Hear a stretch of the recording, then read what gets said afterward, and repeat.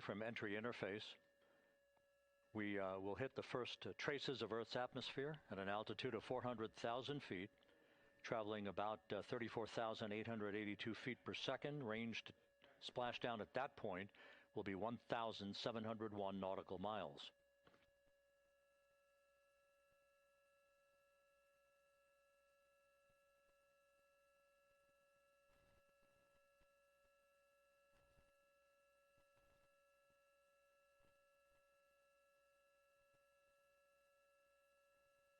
And once again, just a reminder, some 24 seconds after entry interface, we do expect to lose communications with the vehicle and the crew during a 6-minute blackout period when a plasma shield will build up around the spacecraft due to the ionization, due to heating effects.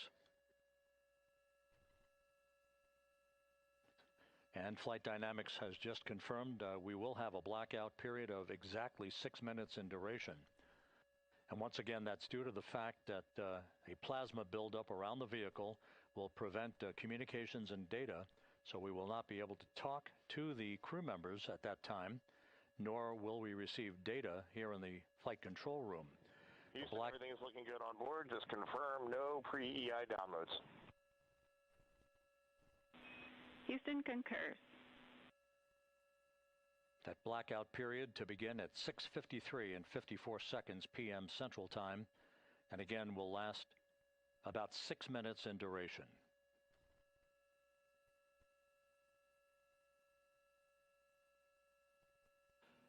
We're 4 minutes away from entry interface.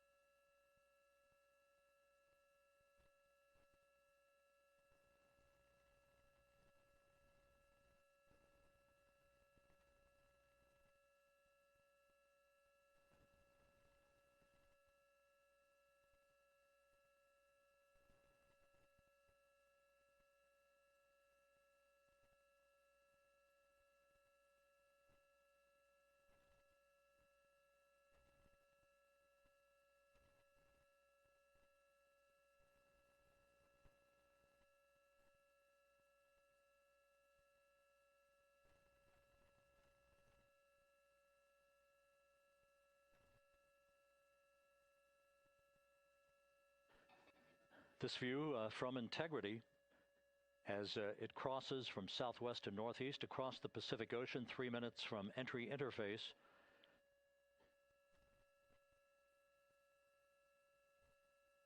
"16.5 minutes till splashdown."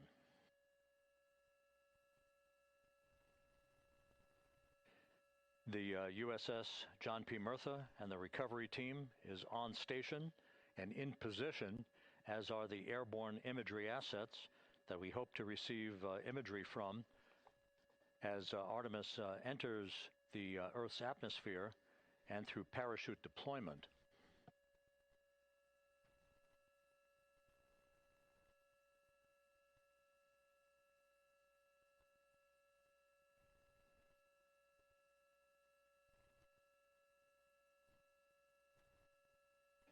All of Integrity's systems are in great shape. The crew is ready to complete its mission just 15.5 minutes from now. All of the activities today have gone off in perfect fashion. No issues with the vehicle, no issues with the crew. And the weather at the splashdown site is go.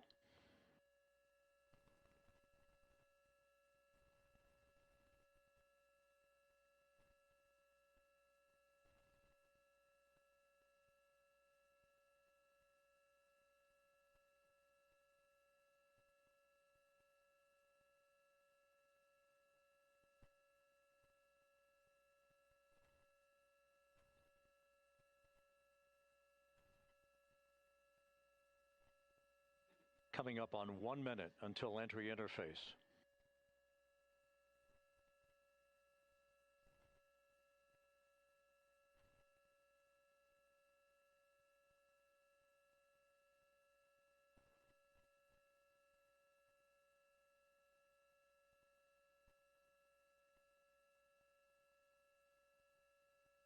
Mark 1 minute until entry interface.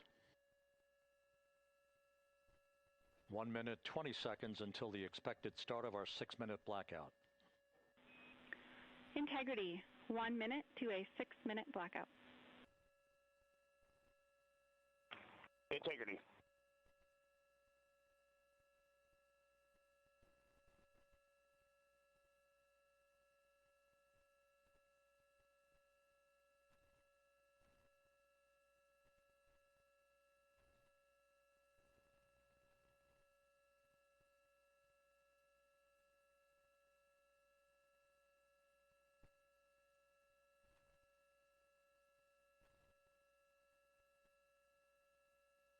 Ten seconds till entry interface.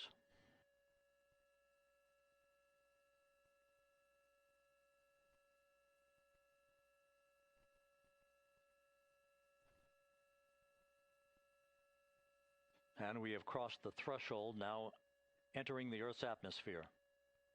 We're at 400,000 feet, traveling 34,800 feet per second.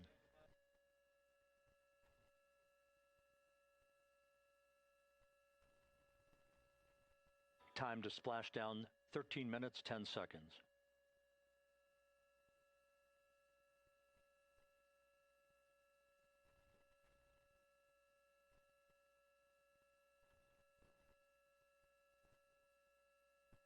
And as predicted, we've entered our communications blackout. This will be a 6-minute blackout period. No voice, no data from the crew.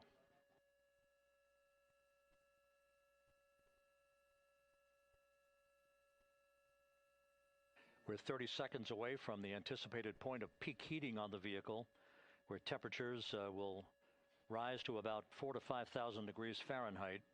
This is the true test of our trajectory.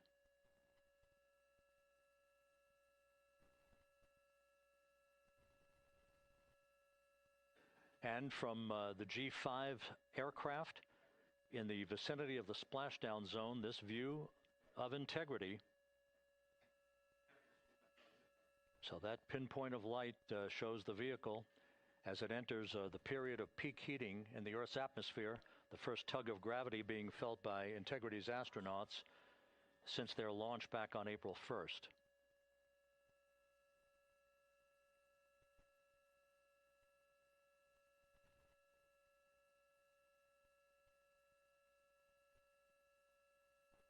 Four and a half minutes until the end of the blackout period. Time to splash down, 11 minutes, 33 seconds.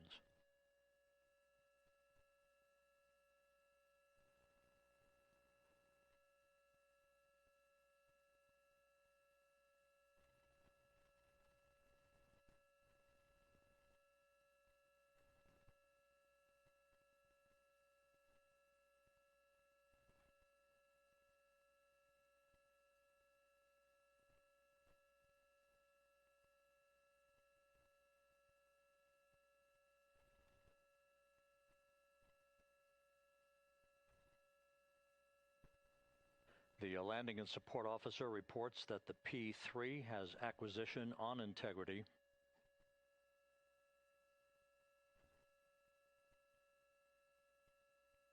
Three and a half minutes left in this blackout period. This is a visualization of the plasma buildup around the spacecraft and the repelling of that heat on Integrity's heat shield.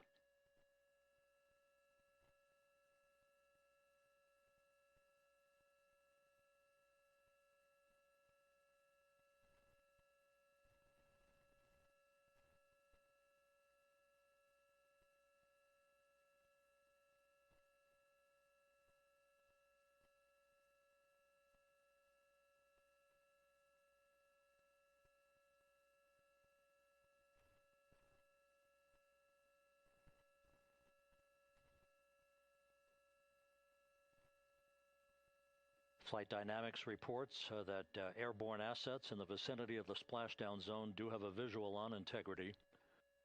Still 2 minutes and 40 seconds left in our blackout period. Time to splashdown, 9 minutes, 35 seconds.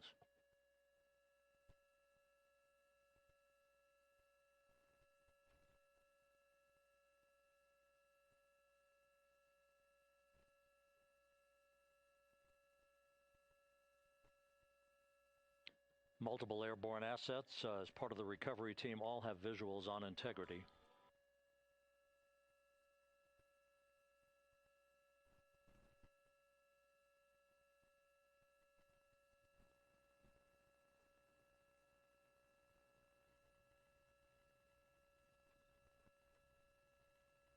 And the WB-57 flying in the splashdown zone also has a visual.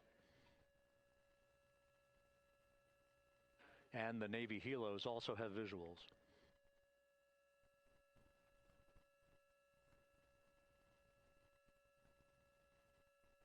We're still in the blackout period.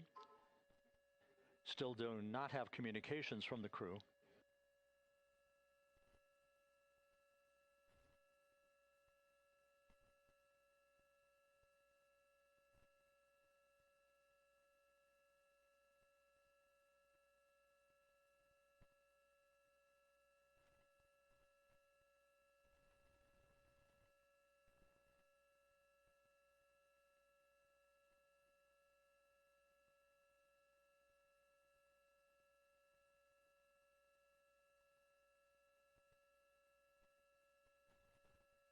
We're standing by for communications from the crew. We should be out of the blackout period less than a minute from now.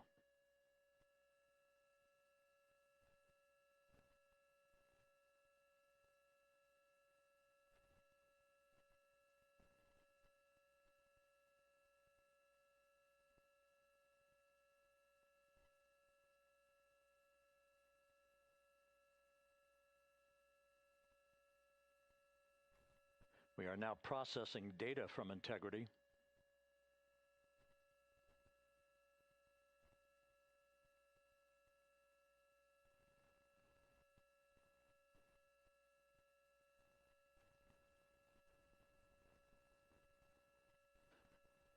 Landing and support officer reports the small boats are en route to the splashdown target zone.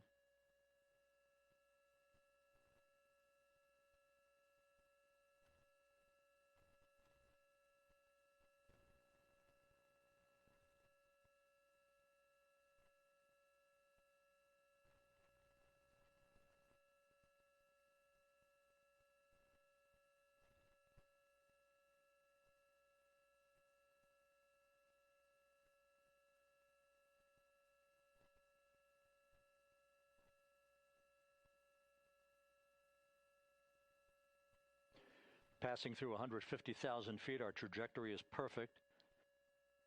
We're getting intermittent views of integrity. Still waiting to establish voice communication.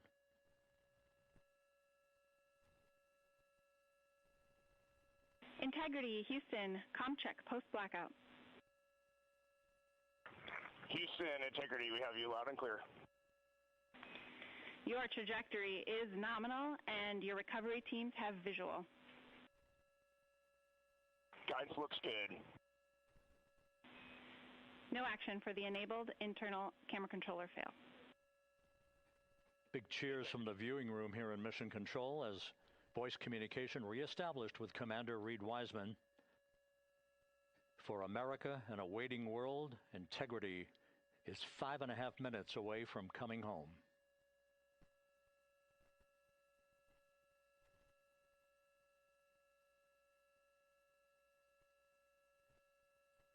Passing 100,000 feet now. Range to splashdown 19 nautical miles.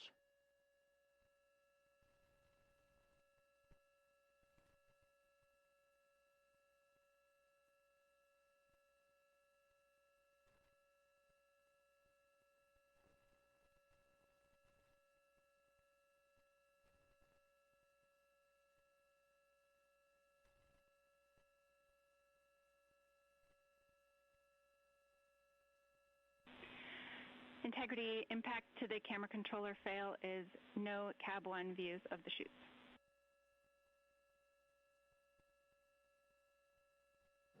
Integrity. We're processing good data through the GPS system. A good view of Integrity, time to splashdown 4.5 minutes.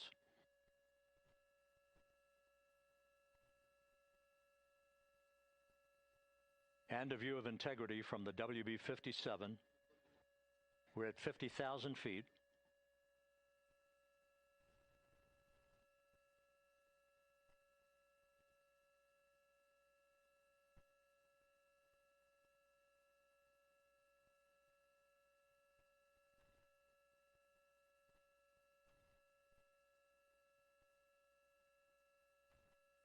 The pyros are armed for forward bay covered jettison.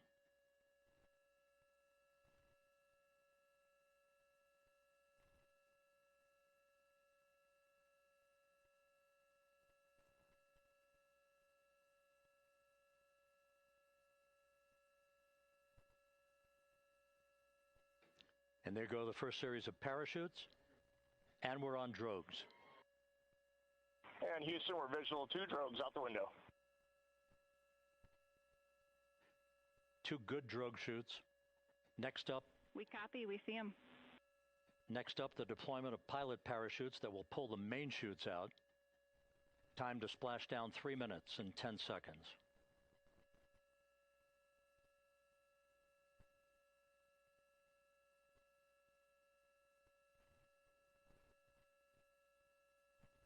Perfect descent rate according to flight dynamics. Good rates on 2 drogues.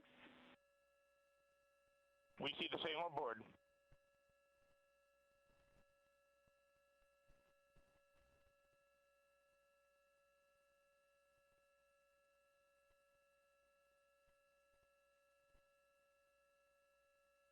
Passing through 10,000 feet, still on drogues.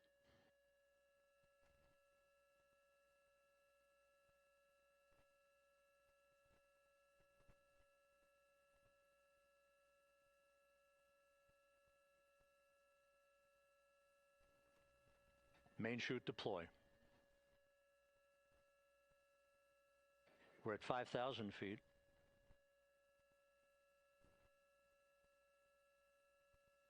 Search and recovery beacon has been activated on integrity. And we have 3 good main chutes. Good 3 main chutes, good reefing, good descent rate. Good rates, and we see 3 good-looking parachutes.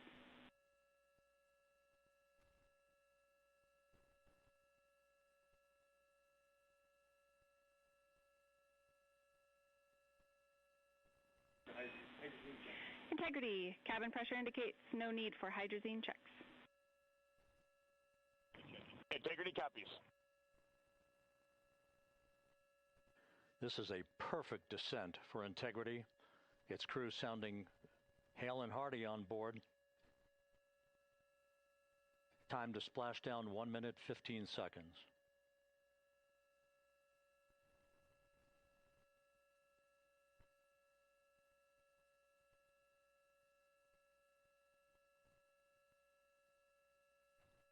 Integrity about to complete a journey spanning 694,481 miles from its launch from the Kennedy Space Center back on April 1st, and a trip around the moon.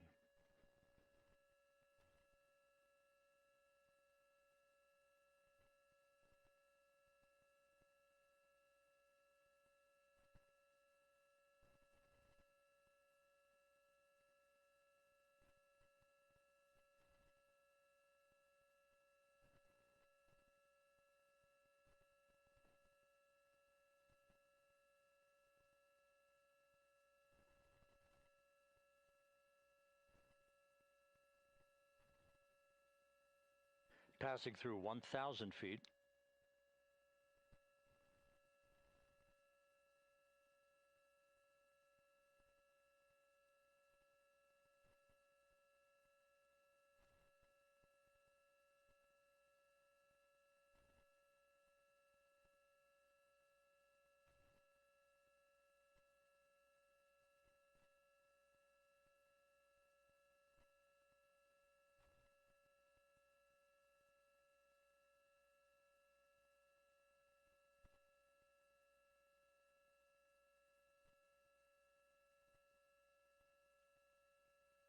Houston Integrity, splashdown, sending post-landing command now.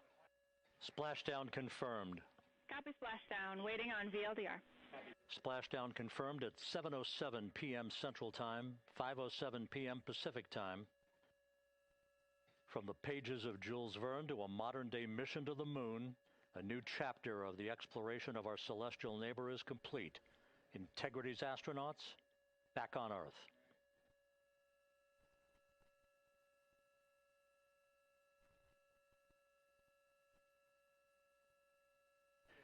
And the landing and support officer reports the vehicle is stable 1.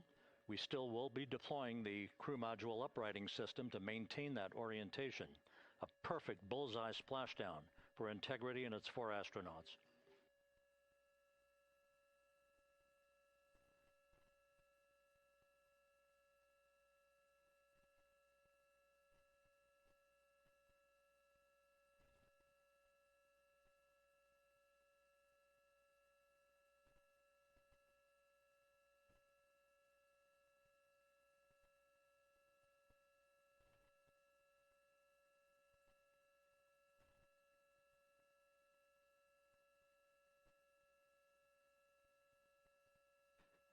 The unofficial splashdown time, 7:07 and 47 seconds p.m. Central Time. We'll get that refined for you. That would put the end of the mission at a mission elapsed time of 9 days, 1 hour, 31 minutes, 35 seconds.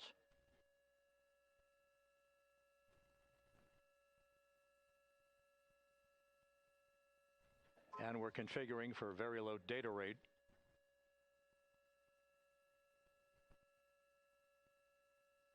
Once again, splashdown occurring in the Pacific, southwest of San Diego at 7:07 and 47 seconds p.m. Integrity Houston, comm check on VLDR.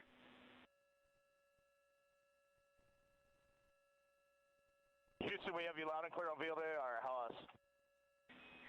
We have you the same. We'll meet you over in post-landing.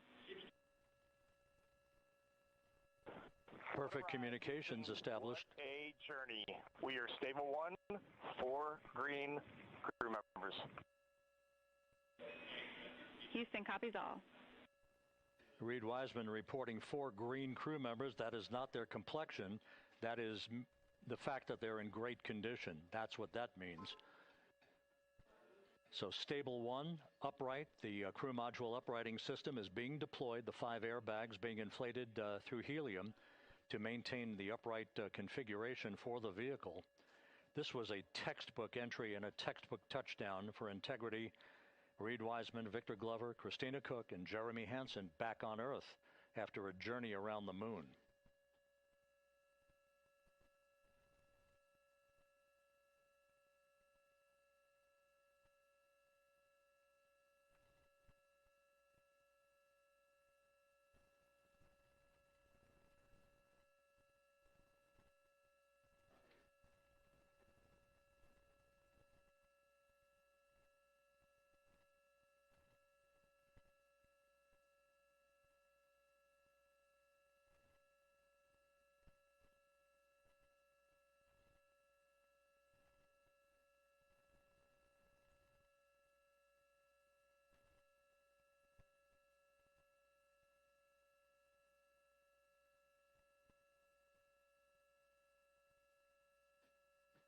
We continue to monitor the functioning of the CMOOS system. The airbags are being inflated to maintain a stable 1 or upright configuration. And there's a good view from one of the naval helicopters hovering overhead.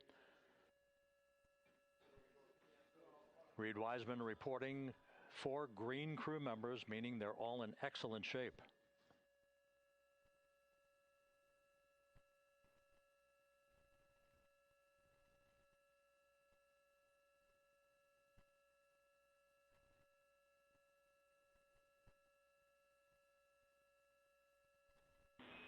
Integrity Houston for SAR beacon and radio. SAR beacon is in 406, and we're powering the radio now. Go ahead. We see the beacon on. However, the recovery team is not seeing the signal. Your SAR radio uses the same antenna, so you may run into trouble with the radio. Okay, copy. And we are also powering up the sat phone now.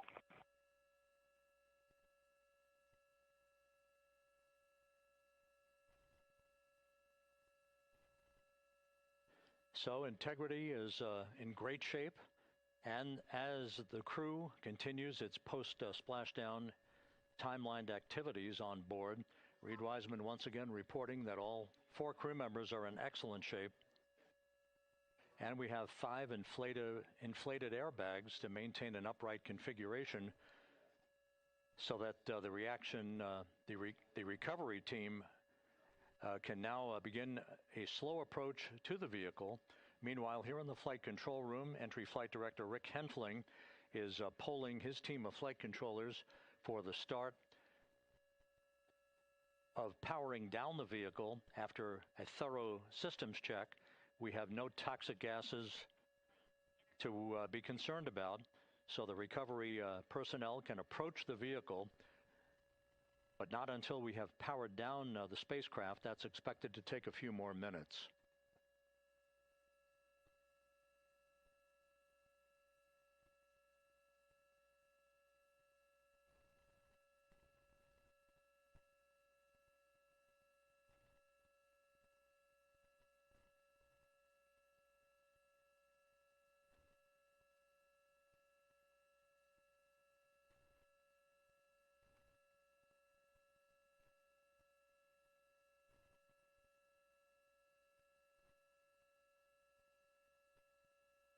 Integrity back on Earth following its historic flyby of the moon. It was, for all intents and purposes, a textbook mission. On 2828, but I'll remain on this frequency. We copy.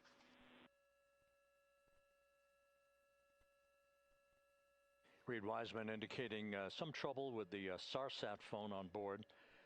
But that's not an issue. What is more important is that the vehicle is solid. No issues as we begin the power down of the vehicle to begin the recovery process.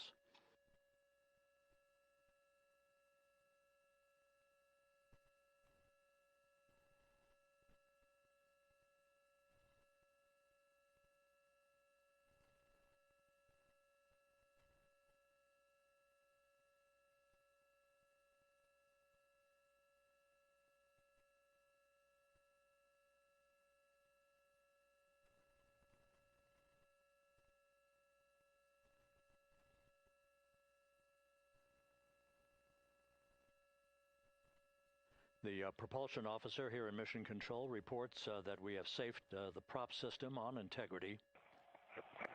Can you say again, that was very weak and broken?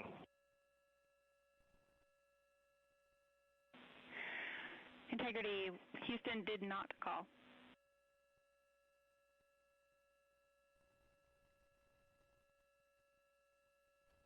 Copy that, Houston. It might have been on the SAR radio. Stand by.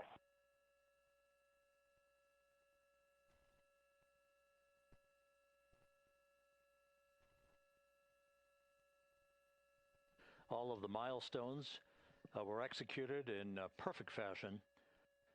Integrity entering the Earth's atmosphere right on time, reaching its peak speed shortly after a blackout period began. We emerged from the blackout period, but the recovery imagery airborne assets were able to pick up Integrity's descent almost immediately through entry interface, tracking the vehicle all the way down. And finally, you saw the sequence of chute deployments. First, the forward bay cover being pulled off the top of the vehicle by a series of 3 parachutes. Then the drogue chutes were deployed, followed by the 3 main chutes that slowed the splashdown velocity of Integrity to just 19 miles an hour.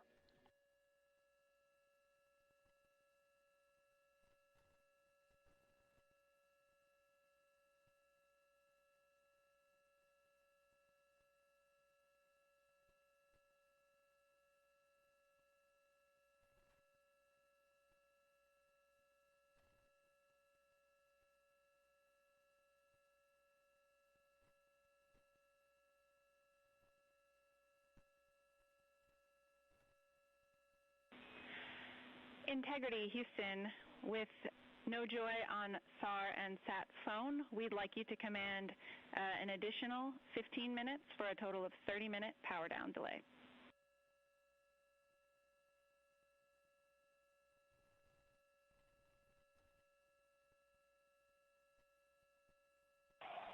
All right, Jackie, we have selected T/D+30. No joy on SAR radio or sat phone. And stand by, we have the master diver on SAR radio. Please hold comms. Hey, Lily. Excuse me. Hey, Jackie, we just got the master diver on SAR.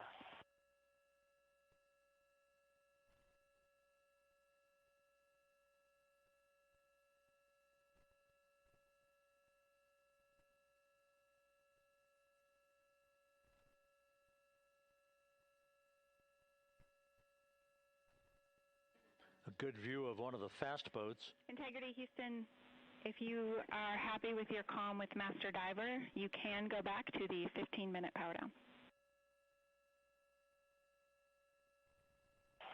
Okay, stand by. Yeah, we'll confirm here in a second. The crew on board Integrity coordinating with the flight control team in Houston here in Mission Control on the timing of the power down of the vehicle, which will be the precursor to the recovery teams approaching the spacecraft. There are no issues with Integrity. We've had a bit of broken capability in establishing a SARSAT or satellite phone communications capability between the crew on board Integrity and the recovery team. That will get sorted out here shortly. There's plenty of cooling on board Integrity, so there's no rush to begin the power down. I tried to call you on the sat phone and not getting an answer there either. Concur. We haven't had anything come through.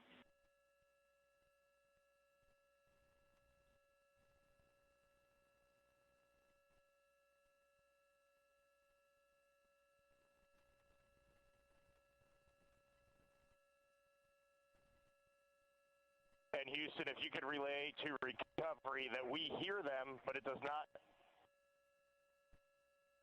appear as though they are hearing us.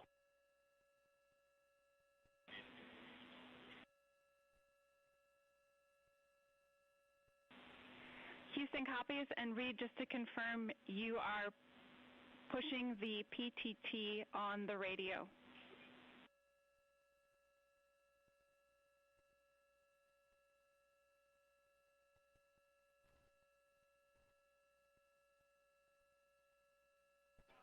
So as we continue to sort out the communications between Integrity and the recovery teams, we are standing by for the initiation of the power down procedures that, as you see, the recovery teams are moving towards the side of the capsule. The next major event will be the erection of that large inflatable raft called the front porch. That will be the port of call for the crew as they're being extracted one by one from the vehicle.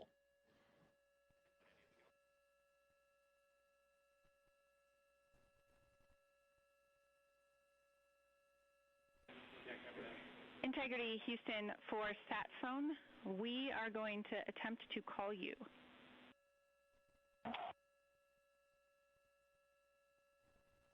Good idea, standing by. And Jackie, yes, we are pushing the push to talk, the two buttons on the left side of the radio below the up-down arrows. We are utilizing them. I'm rebooting the radio to see if we get good comms. Okay, we copy all, and just to confirm, you are seeing that you're touchdown plus 30 for power, correct? That's affirmative.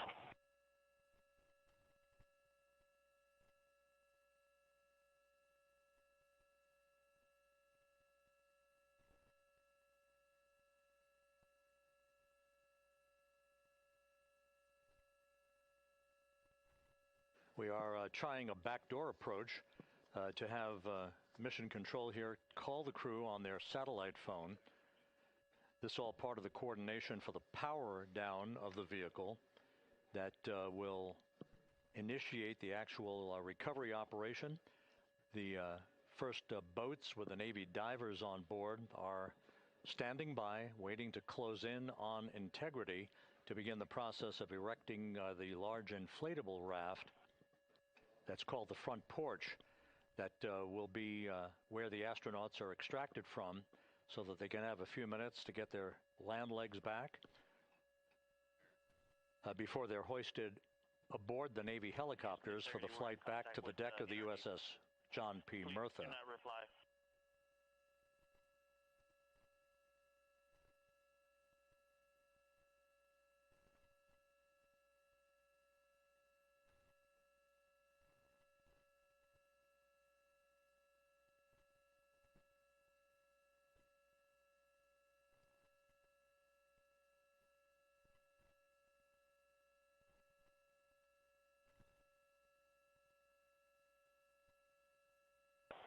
And Houston, please don't reply. NRD, very weak, but readable. Master Diver, we can hear, but they cannot hear us.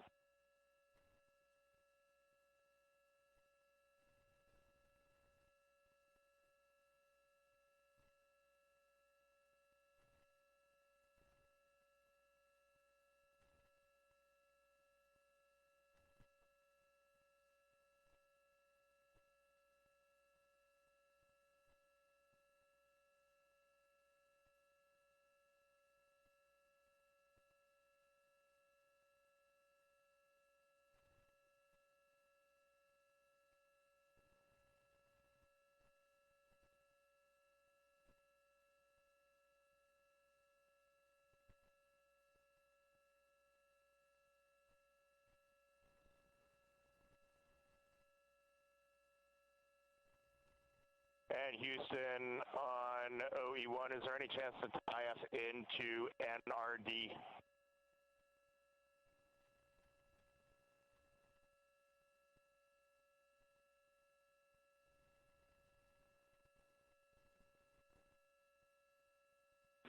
Checking.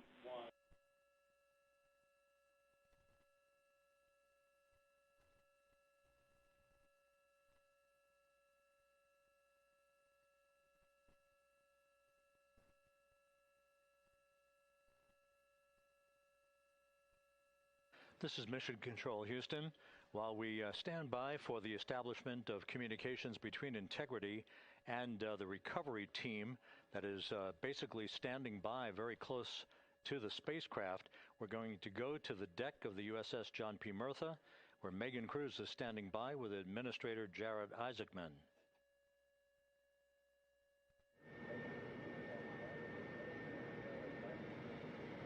Hey, Rob, yeah, just such an honor to be able to be here on the ship, to be able to share and experience this moment with everyone together. And of course, as you just said, yes, here with NASA Administrator Jared Isaacman. Administrator, how did you feel getting to witness this and seeing NASA at its best? Oh, I mean, I'm honestly, I'm still at a loss for words. I mean, you know, like the childhood Jared right now can't believe what I just saw. I mean, almost been waiting my whole lifetime to see this, and then it's NASA Administrator. I just couldn't be more proud of the entire workforce, the years, the effort, the late nights, all the hard work from across the country that contributed to this incredible moment right now. And yeah, incredibly grateful too for our teams here on the John P. Murtha right now. Yeah, look at them behind us here. Got everybody. Hey, what do you guys think? We just brought some astronauts back from the moon, huh? Unbelievable. Thank you. Yeah, so grateful to the Navy, the sailors that are here, the NASA teams. I mean, this is a joint effort that's on their way right now. These recovery forces are getting out to our Orion spacecraft, to Integrity, to get our astronauts back on the ship safely. Yeah, and this is not just an accomplishment for NASA. This is an accomplishment for humanity. Again, a historic mission to the moon and back. How does this make you feel, and what do you hope people take away from this? Well, I'll tell you, I think about the crew members that we've all had an opportunity to observe over the last 10 days, right? I mean, they're absolutely professional astronauts. I mean, wonderful communicators, almost poets. But then I think these were the ambassadors from humanity to the stars that we sent out there right now. And I can't imagine a better crew than the Artemis II crew that just completed a perfect mission right now. So yes, it's a huge moment for everybody, right? I mean, we are back in the business of sending astronauts to the moon, bringing them back safely, and to set up for a series more. I mean, this is not a once in a lifetime, which you hear sometimes around here. It's like, this was a once in a lifetime. No, it's not. This is just the beginning. We are going to get back into doing this with frequency, sending missions to the moon until we land on it in 2028 and start building our base. Yeah, are we going to build on the momentum for Artemis III? I mean, it's just around the corner. Absolutely. So, I mean, that's, you know, part of me too. Like, I can't wait to get the crew off of Integrity right now, but also getting Integrity back on this ship so we can start taking a look at it, because all that data is so precious to us right now. I mean, we are going to definitely want to take a good look at the thermal protection system. We're going to want to download all the data they couldn't transmit back to us and use that to inform Artemis III. But we're already making progress, right? You had SRB segments already showing up at KSC. Core stage for Artemis III is rolling out on April 20th. We're getting Mobile Launcher 1 back in vehicle assembly building. So yes, there is a lot to celebrate right now on a mission well accomplished for Artemis 2, and at the same time, we got to start getting ready for 3. Amazing. And last question, you know, for people who joined us for all 10 days to see what we can accomplish together with our international partners, what do you think about the fact that we're going to keep doing this more and more and more? It's incredibly exciting. I mean, yes, it's the contributions, like the best and brightest across the NASA workforce from across the country, our industry partners, our international partners. We had a Canadian Space Agency astronaut on board in Jeremy. We had the European Service Module. And you think, in the days leading up to this launch, I mean, 48 hours prior to launching Artemis II, I was meeting with the Italian Space Agency. We signed a memorandum of understanding to build a habitation module on the moon. I mean, you have countries, all of our allies and partners coming together saying, we are committed to this effort. We are returning to the moon. We're doing it to stay. We are building that enduring presence. We are going to master the skills on the surface of the moon so someday we can undertake missions to Mars. It's just an incredibly exciting time, and we're not going at it alone. We're bringing everybody along with us. Absolutely. And speaking of everyone, one more time, we're going to ask the crew here, you guys ready to land on the moon? Awesome. I love that. Okay, well, thank you so much, Administrator. Appreciate you being here. We're, of course, going to stay on to watch the crew get extracted from Orion, so stay tuned, and we'll see you back here shortly.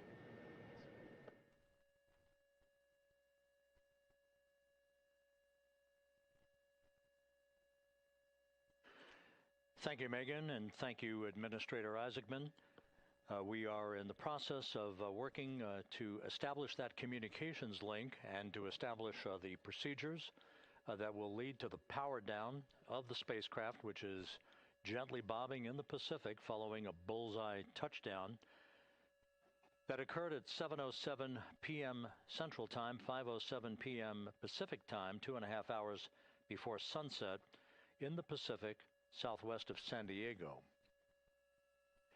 We have once again heard from the crew during that interview opportunity with the administrator, and we have 4 healthy crew members on board.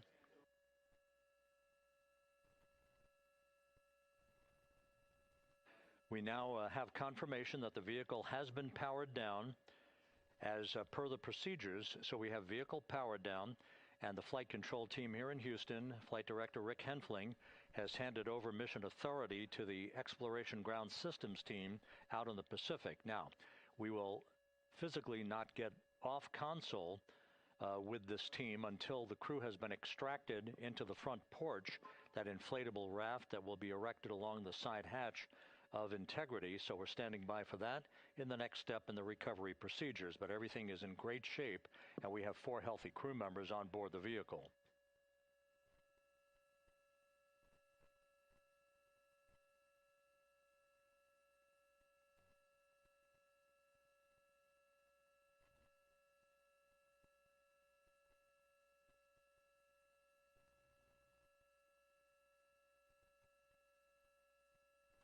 All of the entry events went by the book, no issues, perfect trajectory for Integrity that was culminated with one final raise burn to improve the angle of attack for the vehicle as it entered the Earth's atmosphere. All of that flight dynamics computation worked like a charm.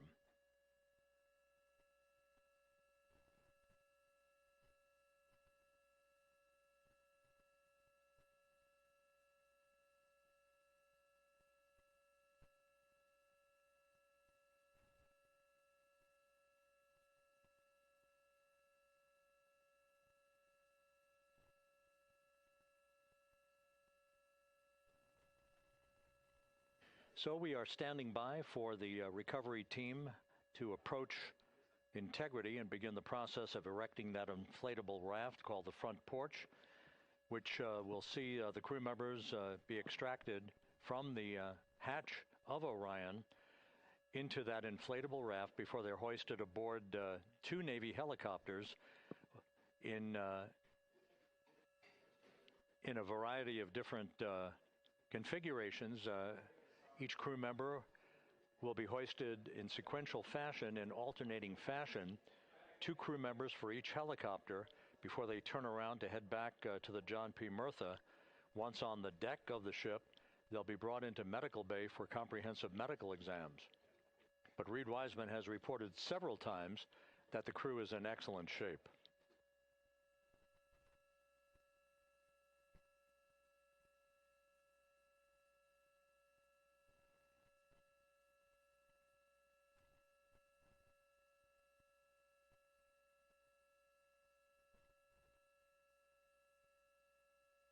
So just to recap, it has been some 26 and a half minutes since the splashdown of Integrity in the Pacific.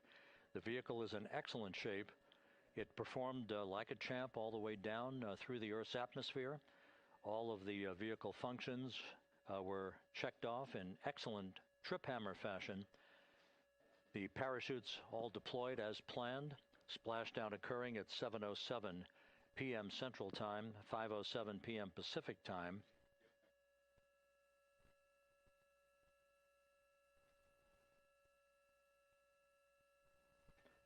And after a bit of a tussle to try to establish a communications link with the recovery team, we were finally able to run through the procedures for the powering down of the vehicle.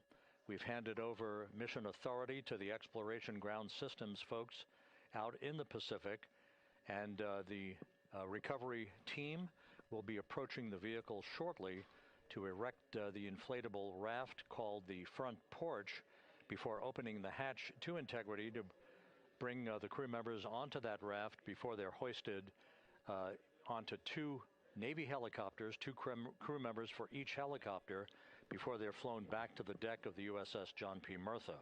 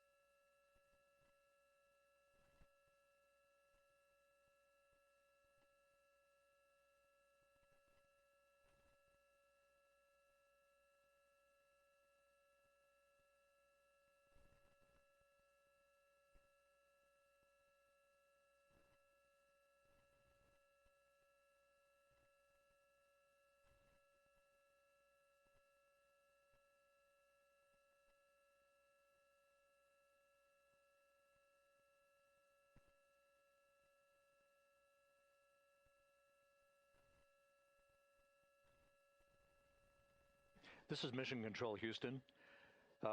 After talking to the flight dynamics folks, we have a bit of a refinement on the splashdown time for you. Their computation shows a splashdown time of 7:07 and 27 seconds p.m. Central Time, 7:07 and 27 seconds p.m. Central Time.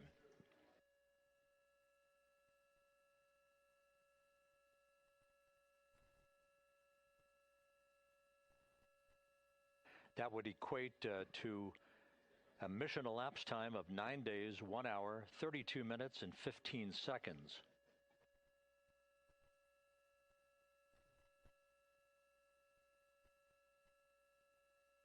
Once again, from Flight Dynamics, a splashdown time of 7:07 and 27 seconds p.m. Central Time. That would equate to a mission elapsed time of 9 days, 1 hour, 32 minutes, and 15 seconds.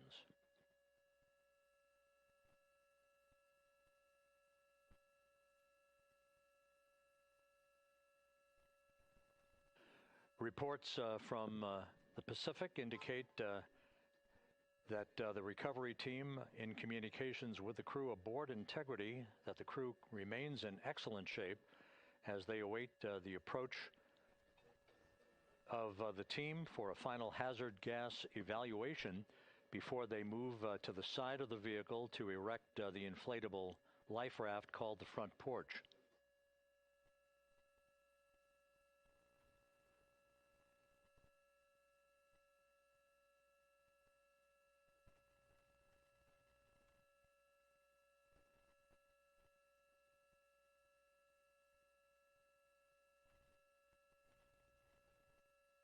Again, no issues with Integrity. The vehicle is powered down. All of its systems are now safed. We have handed over mission authority to the Exploration Ground Systems folks in the Pacific, but we will not stand down and have the entry flight control team depart its positions until that inflatable raft, the front porch, is erected, the hatch open, and the crew having exited the vehicle. So that's the next step in the recovery process that will lead to the hoisting of the crew members. For 2 crew members for each helicopter, they'll be hoisted to a pair of Navy helicopters that will then fly a short distance back to the USS John P. Murtha. What you're looking at is one of the fast boats circling the vehicle to make a hazard assessment.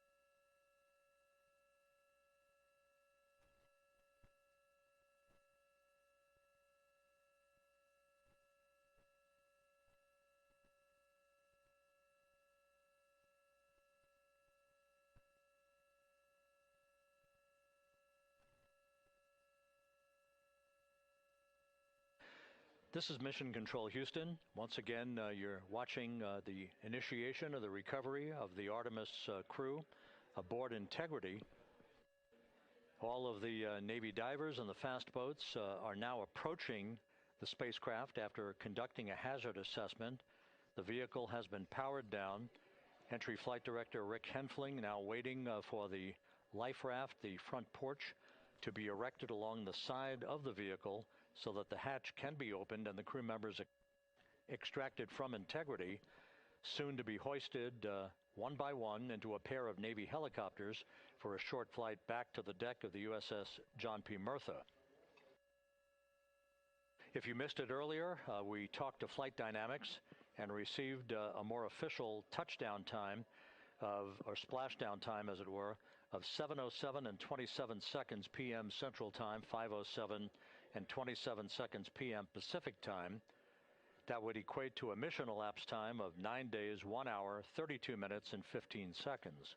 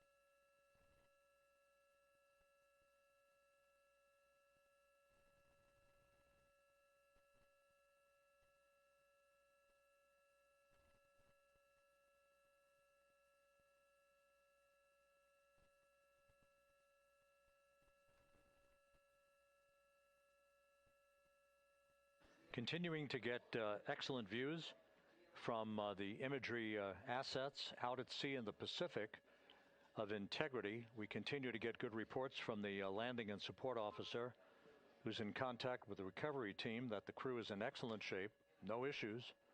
They're just currently biding their time, waiting for the front porch to be erected. We have no hazardous hazard gases and no hazardous situation with the vehicle. It performed perfectly all the way down from entry interface to its splashdown in the Pacific at 7:07 and 27 seconds p.m. Central Time. And as you can see, the first phalanx of recovery personnel now pulling up alongside of Integrity.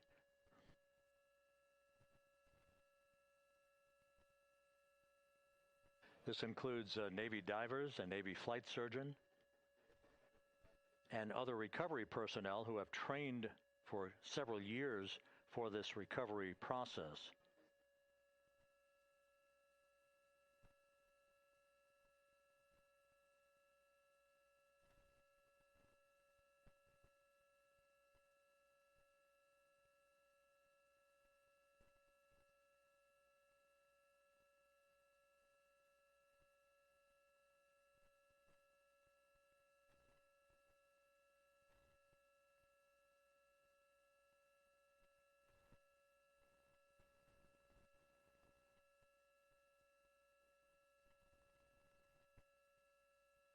At this hour, some 41 minutes following splashdown, the vehicle has been powered down. There's no hazardous gas emanating from the vehicle. That's why the first team of recovery personnel has been able to pull alongside Integrity. And the reports continue to come in that the 4 astronauts are in excellent shape.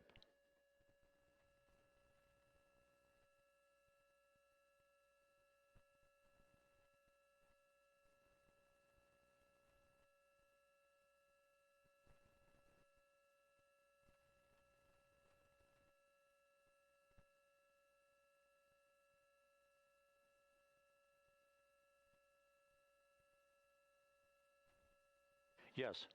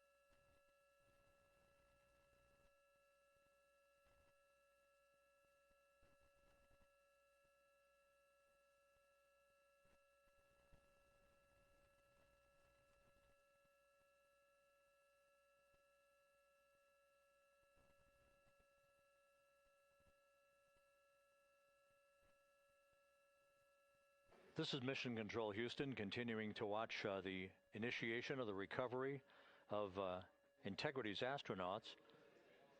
One by one, they'll be brought out of the spacecraft onto a large inflatable raft just a short time from now. In the meantime, we can go back to the USS John P. Murtha, where my colleague Megan Cruz is standing by to provide her situation report. Megan, can you hear us?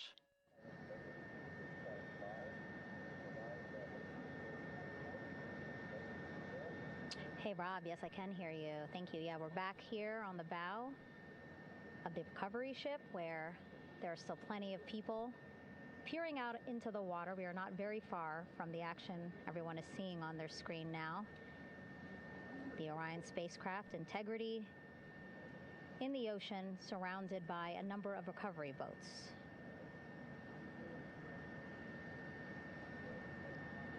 As Rob has been saying, in those recovery boats, NASA and Navy personnel specifically trained to get the astronauts out of Orion.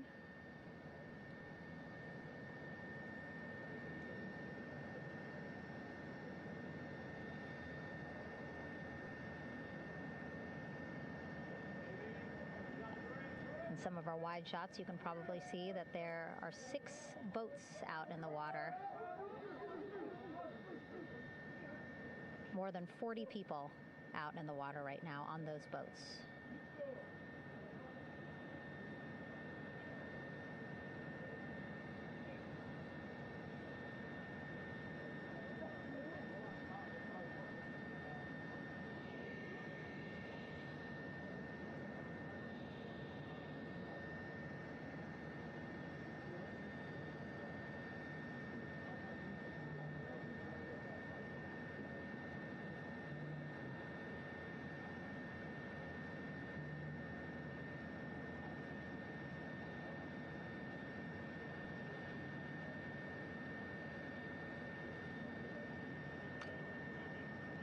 First order of business is to set up the front porch and the stabilization collar. You might also hear it referred to as a stab collar. Basically just to make sure that Orion stays upright, doesn't sway in the water too much, again, to make it easier for recovery forces to get the astronauts out.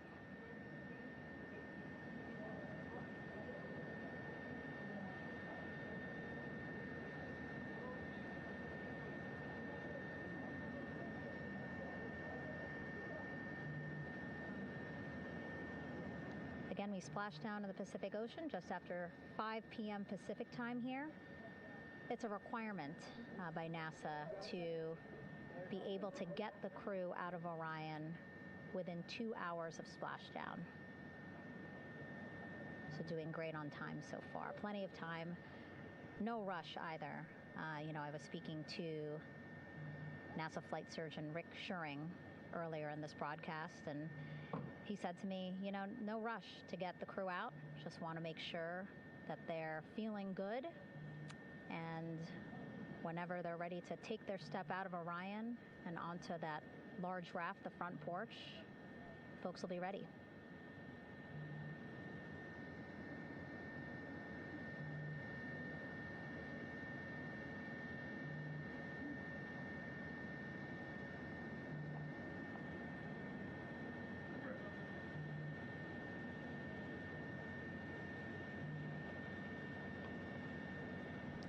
And as there are mission audio loops in Mission Control in Houston, there is a mission audio loop here on the ship, and it was just reported out that the side hatch is open. Side hatch of integrity is open. You're getting these beautiful shots from our aerial assets. The ship itself, where I'm on, just 3,000 yards away.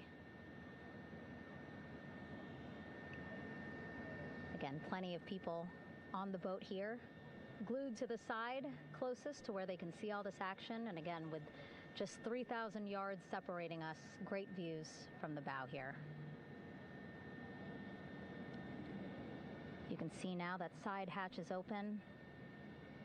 One of the Navy personnel is about to get inside there.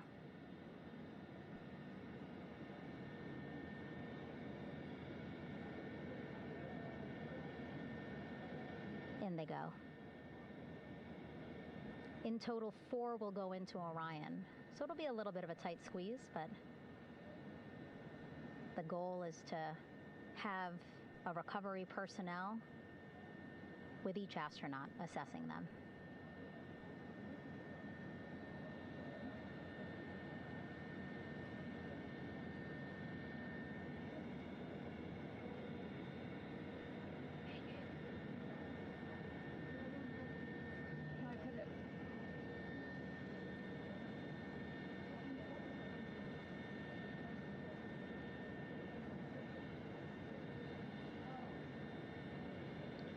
Boats getting closer now. Again, that one that's right up against Orion, those are the divers that will go in to the spacecraft to check on each of the astronauts. These other boats will begin doing a number of things, putting on that stabilization collar onto Orion, building that front porch. Eventually, they will retrieve the parachutes, as well as tow Orion back to the well deck of the recovery ship here.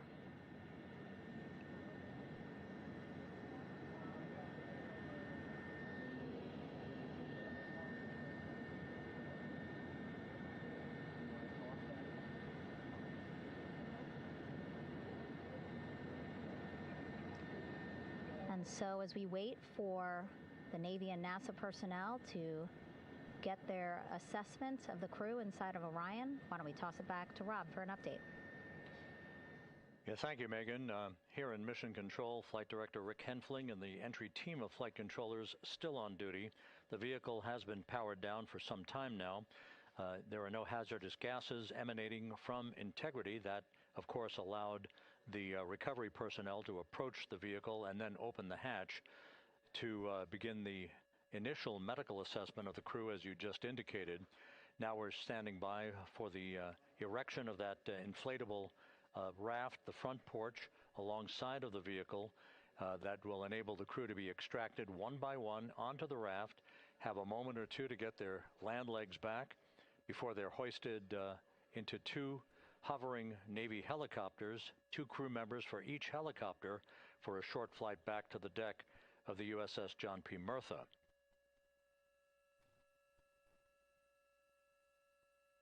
All of Integrity's systems operated flawlessly throughout the course of the approach to the Earth, the entry into the Earth's atmosphere, and all of the key milestones that followed in this high-speed return to Earth for Integrity, a mission that spanned more than 694,000 miles from the vehicle's launch from the Kennedy Space Center atop the Space Launch System back on April 1st.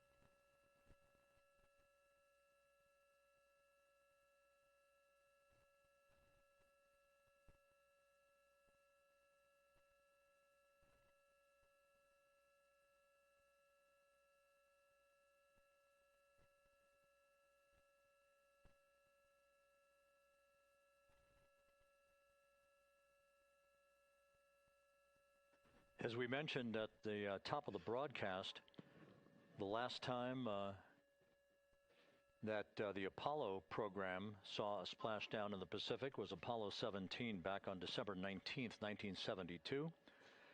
So for the first time in some 53 and a half years, we have reenacted that with the arrival of Integrity's astronauts as they flew around the moon in that historic lunar flyby that began with a trans-lunar injection burn that took them out of Earth orbit following 24 hours of a high Earth orbit trajectory.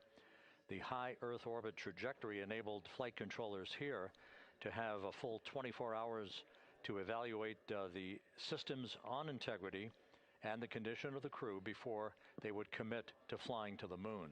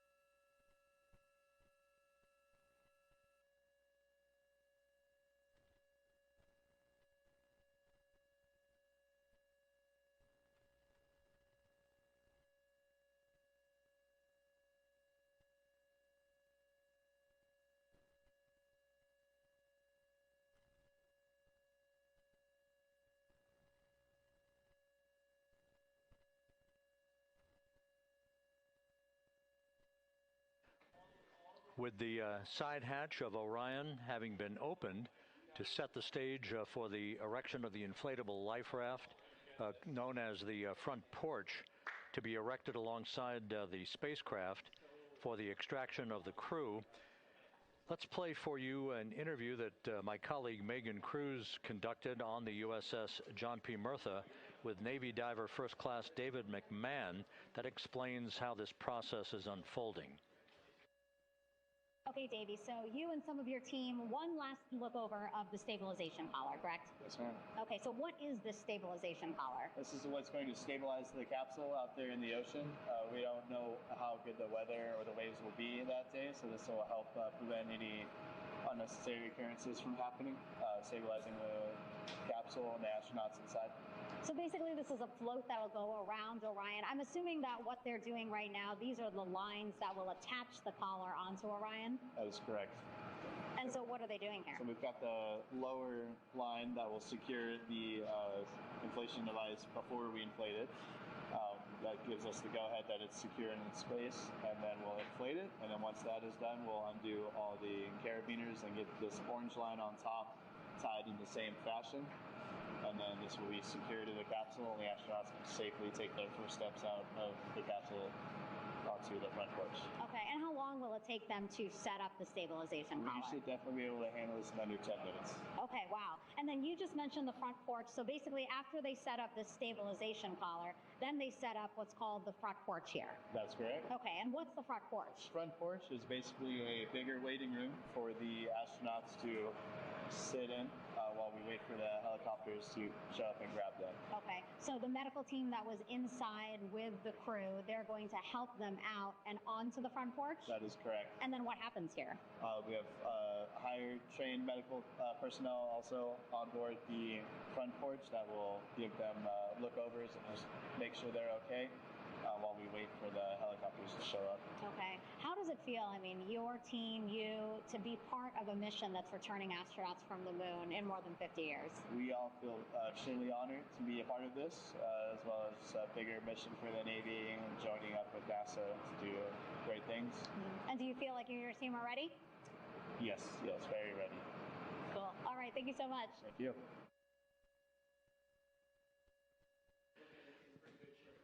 Once again, the recovery operations are continuing out in the Pacific.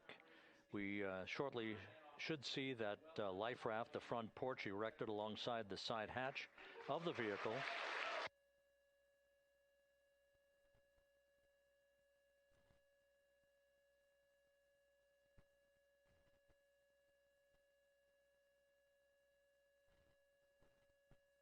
A number of flight controllers have come into the flight control room to receive congratulations from Entry Flight Director Rick Henfling. But we're going to stick with our operations out in the Pacific as we await the extraction of the 4 crew members who are reported to be in excellent condition.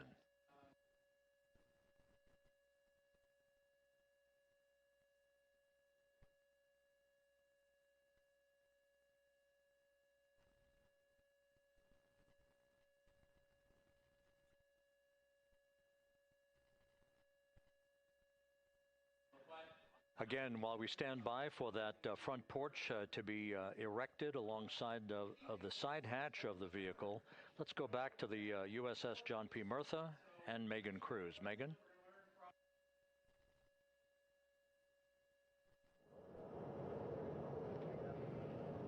Hey, Rob. Pausing now to listen to some internal audio loops. Again, the operations team here on the ship communicating with everyone out on the water. It seems like currents are hindering them a little bit from unfurling and inflating the stabilization collar as well as the front porch. But again, the requirement to get the crew out within 2 hours of splashdown, plenty of time. So no concerns just yet. But as calm as the water looks, yeah, it looks like it's hindering the teams just a tad.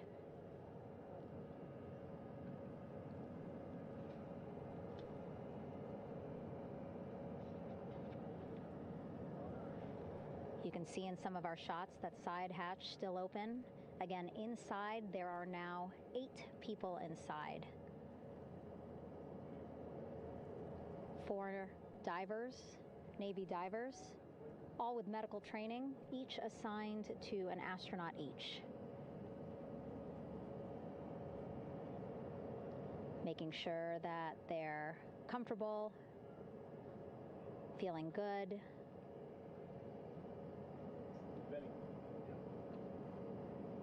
As you've heard us say in the broadcast, they expect a little bit of discomfort. Again, these astronauts just traveled back to Earth at 25,000 miles an hour, a nearly 695,000-mile journey around the moon.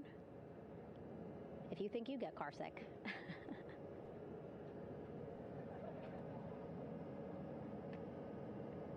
Again, 6 boats out there, lots of gear with them, just in case, right? As we said, the crew reported feeling great, but again, all those folks out there in case they weren't, right? NASA is all about making sure we think about every situation that can happen, and so, of course, wanted to be ready in case any of our astronauts needed more medical attention while out there in the water.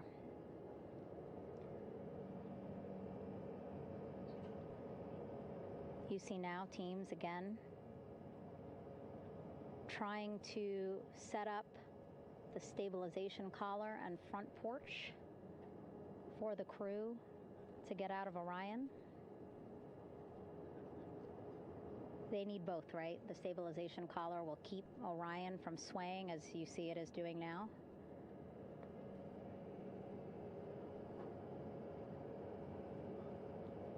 And then they will connect the front porch to the stabilization collar so that the crew can take 2 steps and they will be in the front porch.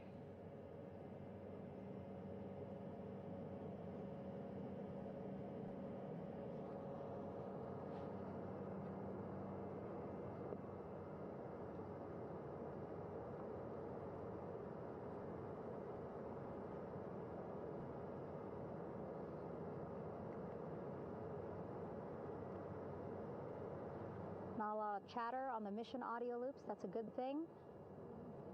Again, things proceeding pretty nominally, even if they're fighting some currents out there on the Pacific Ocean.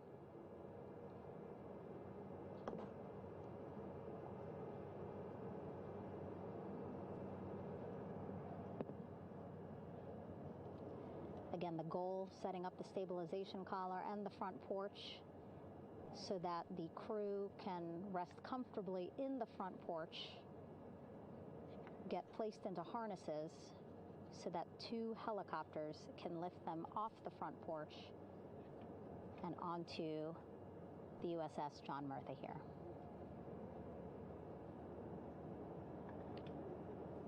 The helicopters are going to take turns picking up an astronaut. So again, Helo 1 and Helo 2.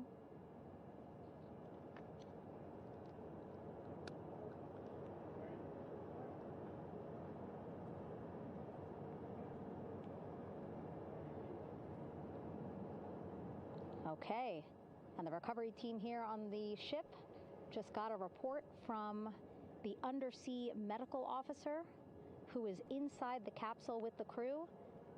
He is reporting all 4 members are green. All of our 4 astronauts, Reid, Victor, Christina, Jeremy, green, meaning they are feeling great, not the complexion of their skin.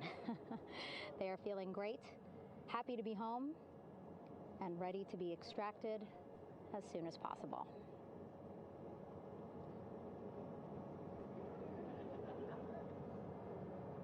And so, as I was saying, we have 2 helicopters circling the activity you're seeing on the water right now. Each will take turns picking up an astronaut. So Helo 1 will come on in, hover above the front porch, about 40 feet above the front porch. A Navy recovery specialist will be hoisted down into the front porch. The restricted maneuvering doctrine is in effect. We'll connect to the first astronaut, which we're expecting to be Christina. And then Helo 2 comes around, picks up Jeremy, while Helo 1 stays above head, and then Helo 1 will come back in for another astronaut, and then Helo 2 for the last astronaut, and then back to the flight deck here on the recovery ship.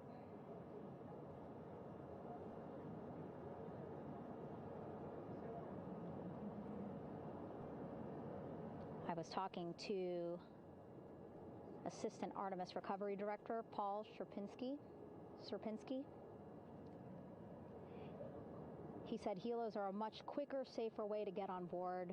They did actually consider boats, but then if you think about it, longer time, the crew would have to move through more of the ship. This way the helos will give a more direct, quicker route to the medical bay for our 4 astronauts.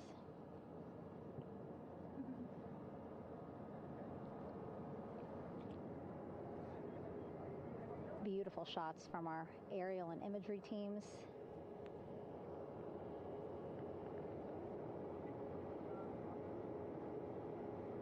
Clouds have dissipated for a clear view from the bow of the recovery ship here.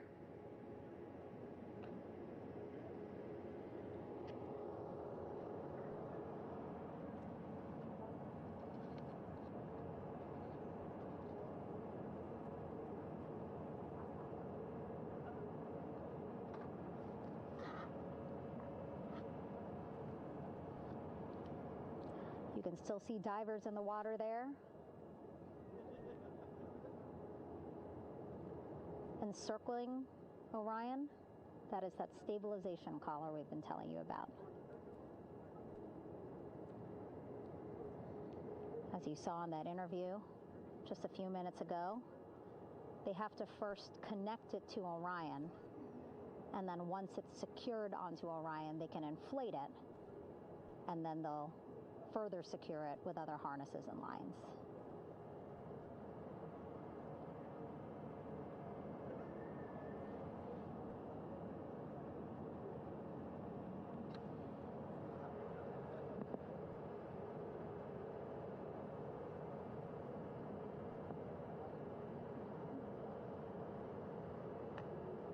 About an hour and 10 minutes since splashdown in the Pacific Ocean here.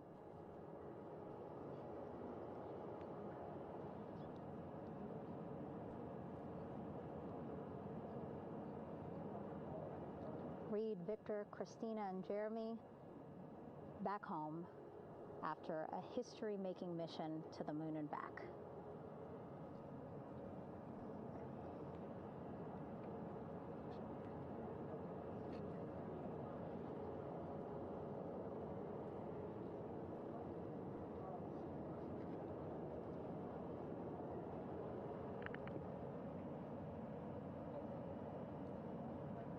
And if you missed what we said just a couple of minutes ago, the undersea medical officer inside with the crew in Orion reporting all 4 crew members feeling great.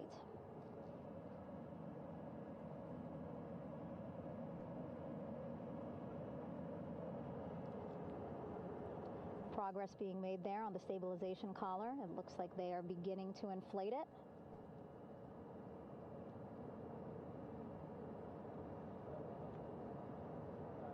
And it looks like they're starting to unfold the front porch in order to get that into the water here shortly and inflate that as well.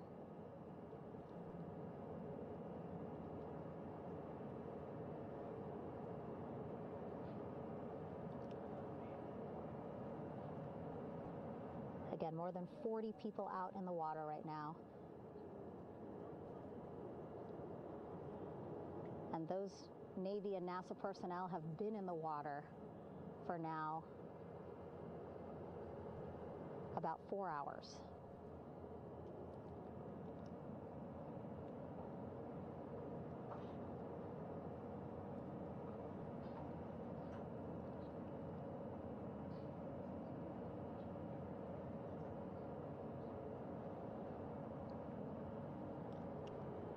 The reason why they had to get out so early is just to stage everything. And actually here on the ship, when there are flight operations happening, you can't have anything else, right? Just because the flight deck can be a dangerous place, so they just want to focus on planes coming and going from the ship, so that's why they wanted to get the boats in the water to make sure that they have all the time they needed for the flight ops.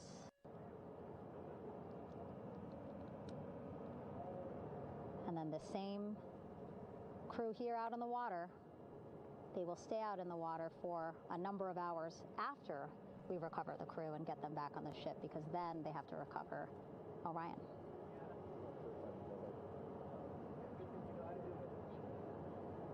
All right, that stabilization collar looking good around Orion. We're now seeing some recovery personnel getting on to that collar. Again, they need to further attach it to Orion to make sure that it can really prop up the spacecraft. It's basically lifting it up off of the water just a tad. Again, so it's not so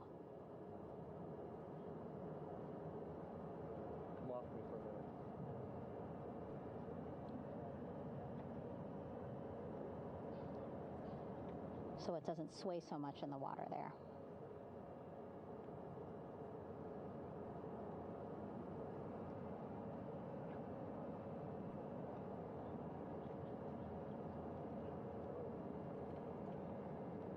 And now that front porch looks like it's nearly fully inflated as well.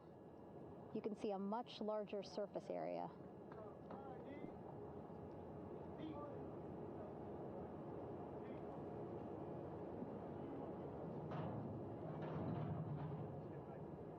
And so once the crew get out of Orion, they can stretch their legs a little bit on this front porch, get some fresh air.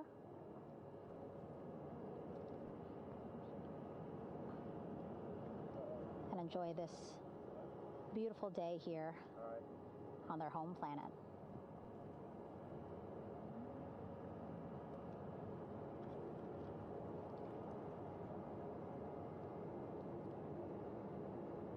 It appears teams now are about to connect the front porch to the stabilization collar.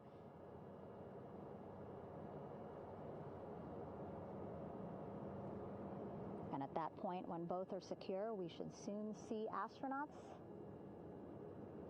come out of Orion.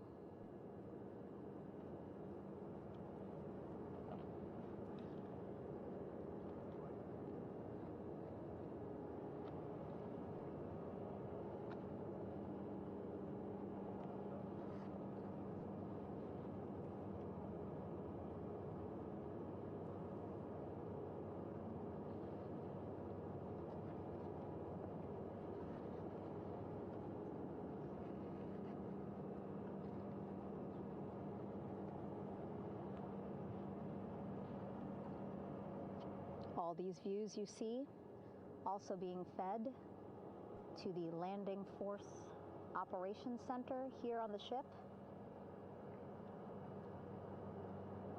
Of course, it is very important for our recovery teams leading the mission to have all the views that you're seeing as well. Again, listening to their communication loop here on the ship. Very quiet, which is a good thing. It means things are going pretty nominally, meaning as expected.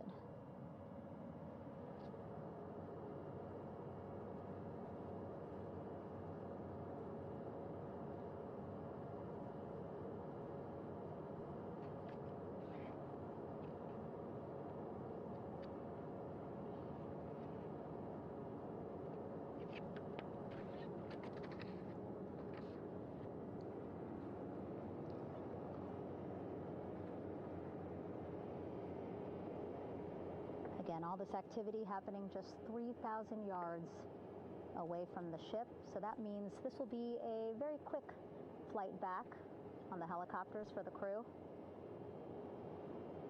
2-3 minutes, and then they'll be back here on the ship. I know.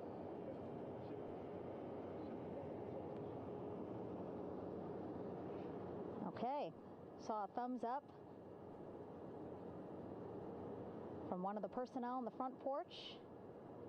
It looks like they are now getting ready to deploy what they call the Air Rescue Vest, ARV. And so this is the harness that each crew member will get into in order to be hoisted into the helicopters. Again, those helicopters hovering just about 40 feet above the front porch when they're ready to pick up each crew member.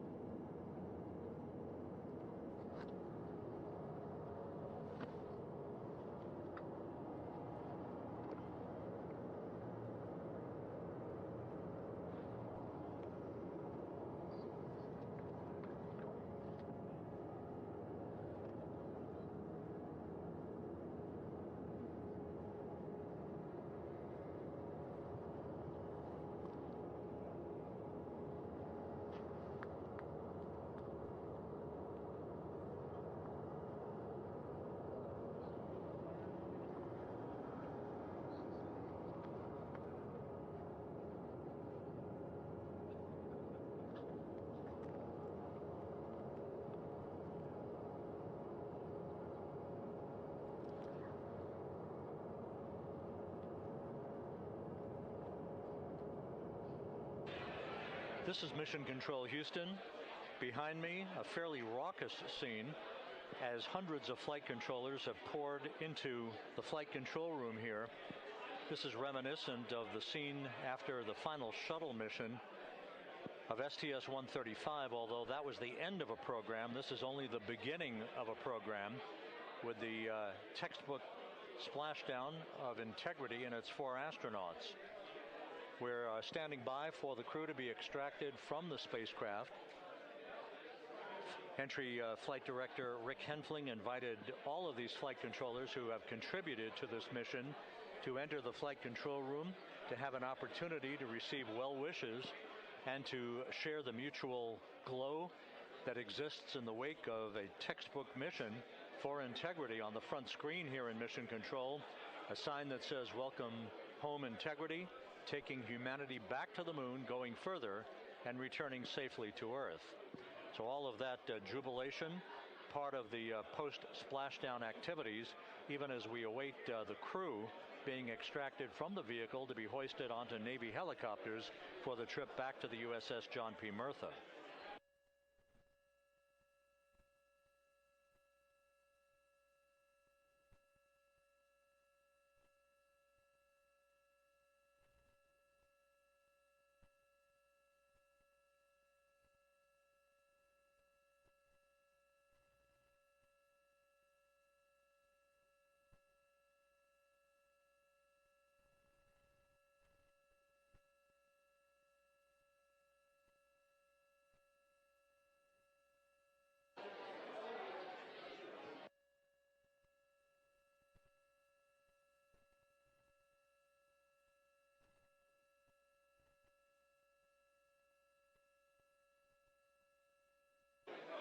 Once again here in Mission Control, this view of the Artemis Flight Control Room, known as the White Flight Control Room. This is the old shuttle flight control room, and now is the home of Artemis missions to the moon and beyond.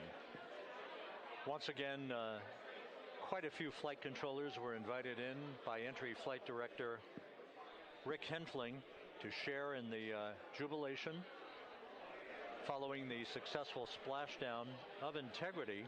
That splashdown occurring an hour and 22 minutes ago, as we stand by for the completion of the extraction of the crew, and ultimately their hoisting onto Navy helicopters for a short flight back to the USS John P. Murtha. Splashdown occurred at 7:07 and 27 seconds p.m. Central Time. I had an opportunity to talk to the head of flight dynamics, Jeff Birch, a moment or two ago.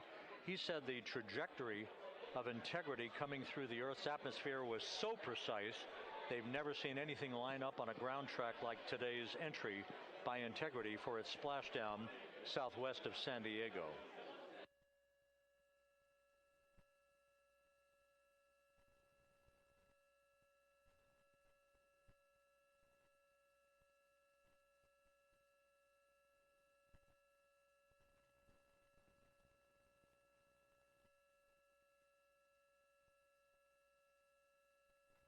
And the initial, you can hear it.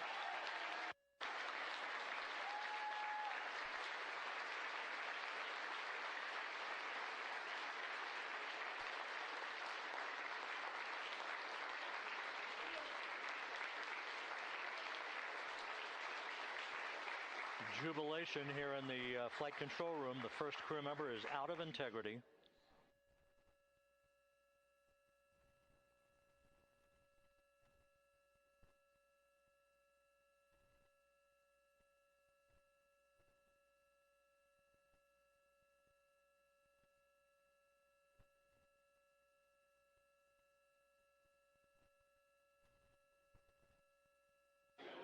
We are expecting the other crew members momentarily to be extracted.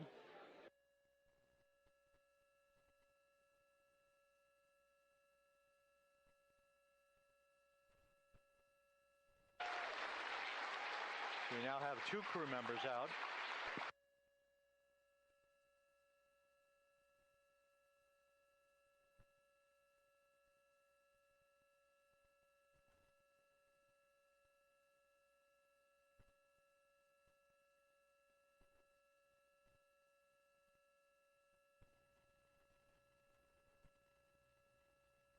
Two crew members out, 2 to go.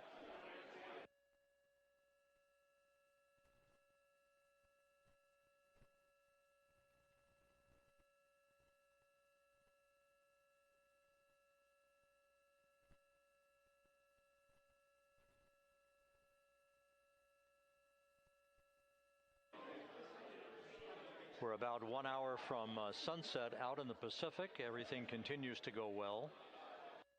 Integrity's systems function perfectly during its entry back to Earth. And Reid Wiseman, the commander who will be last out of the vehicle, reported that all the crew members were feeling very well.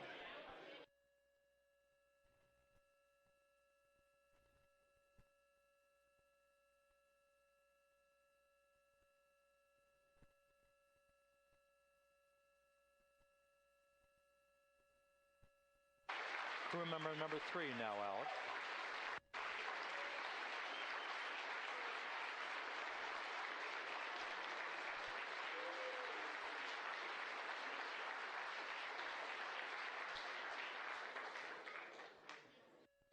And now standing by for the commander, Reid Wiseman, who will be last out of his ship. Bobbing in the Pacific under almost ideal conditions, Integrity spanned 694,000 miles during its journey from launch to splashdown.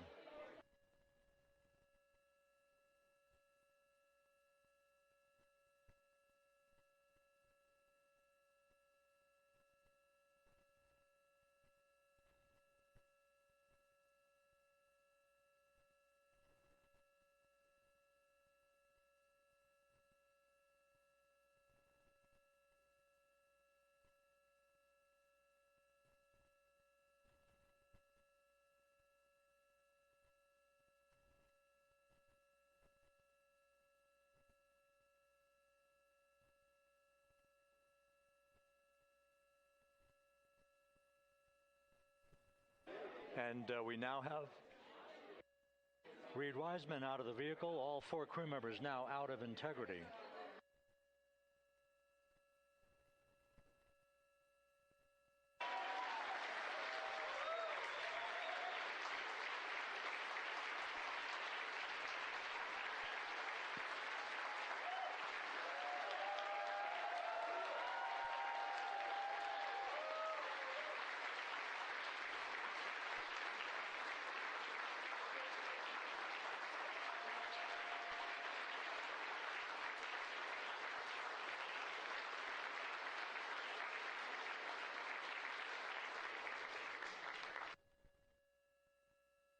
Once again, all 4 crew members now on the front porch, and the procedure to begin hoisting them up to these 2 Navy helicopters hovering overhead will begin shortly.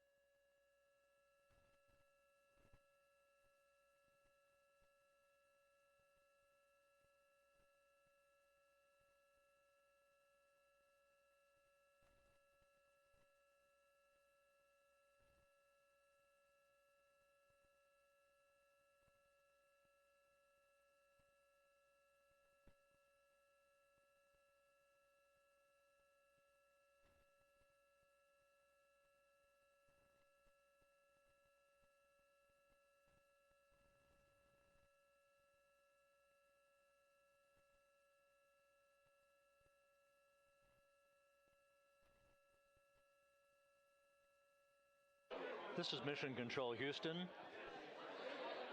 The mission is over, but the melody lingers on as jubilation continues here in the flight control room. We should be expecting NASA's Associate Administrator, Amit Kshatriya, to be joining us shortly for a short interview while the recovery operations continue out in the Pacific. So we'll stand by for that. And then we'll turn it back over to Megan Cruz aboard the USS John P. Murtha.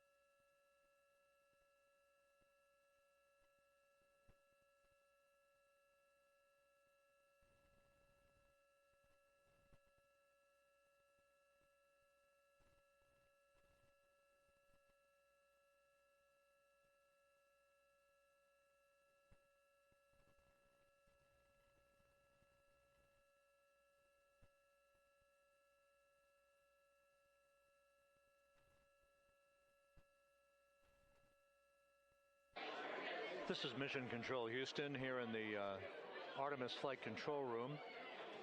A number of flight controllers basking in the glory of the successful end of this mission that carried 4 astronauts around the moon on a lunar flyby, and the first test flight of Orion with crew members on board. Splashdown occurring an hour and 32 minutes ago after a flawless descent back into the Earth's atmosphere for the vehicle. Its 4 crew members in good shape, simply enjoying their time right now on the front porch, as it were, the inflatable raft alongside of their Integrity spacecraft. We're expecting Amit Kshatriya, the NASA Associate Administrator, to join us here momentarily for a brief interview before we turn it back over to Megan Cruz aboard the USS John P. Murtha, the recovery ship.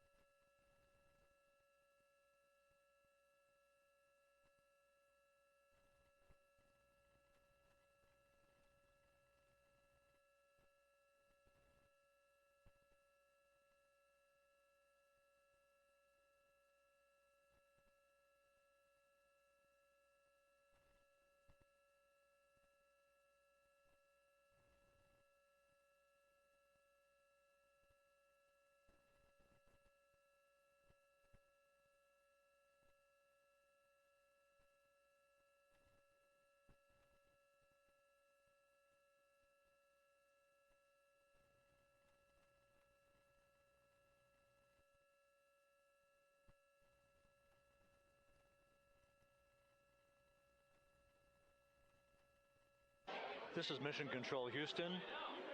We're about an hour and 34 minutes since the textbook splashdown of integrity in the Pacific to bring home our astronauts.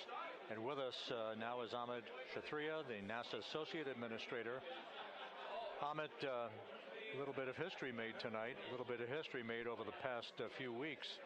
Your thoughts as this team here basks in the glow of what they just accomplished?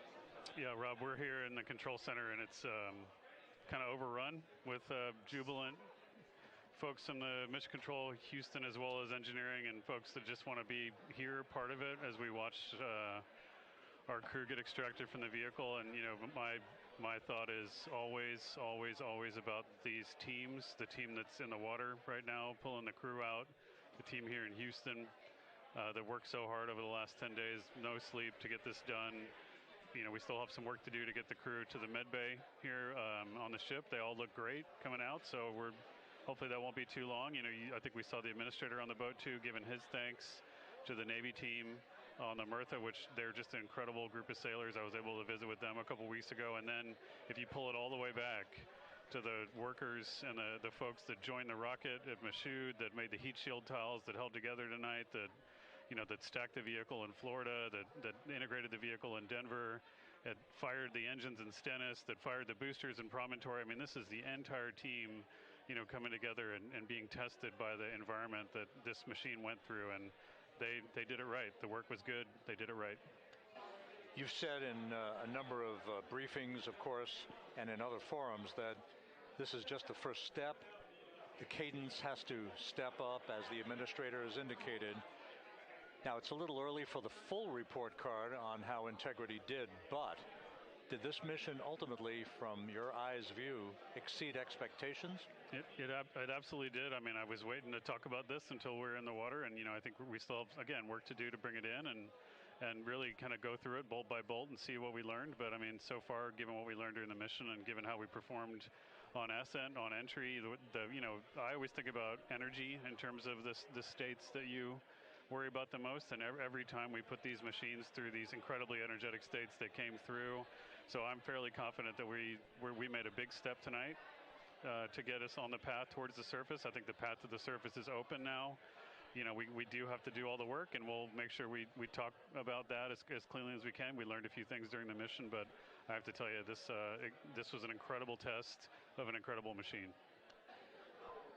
From an American psyche standpoint, the Empire State Building was lit up red, white, and blue tonight.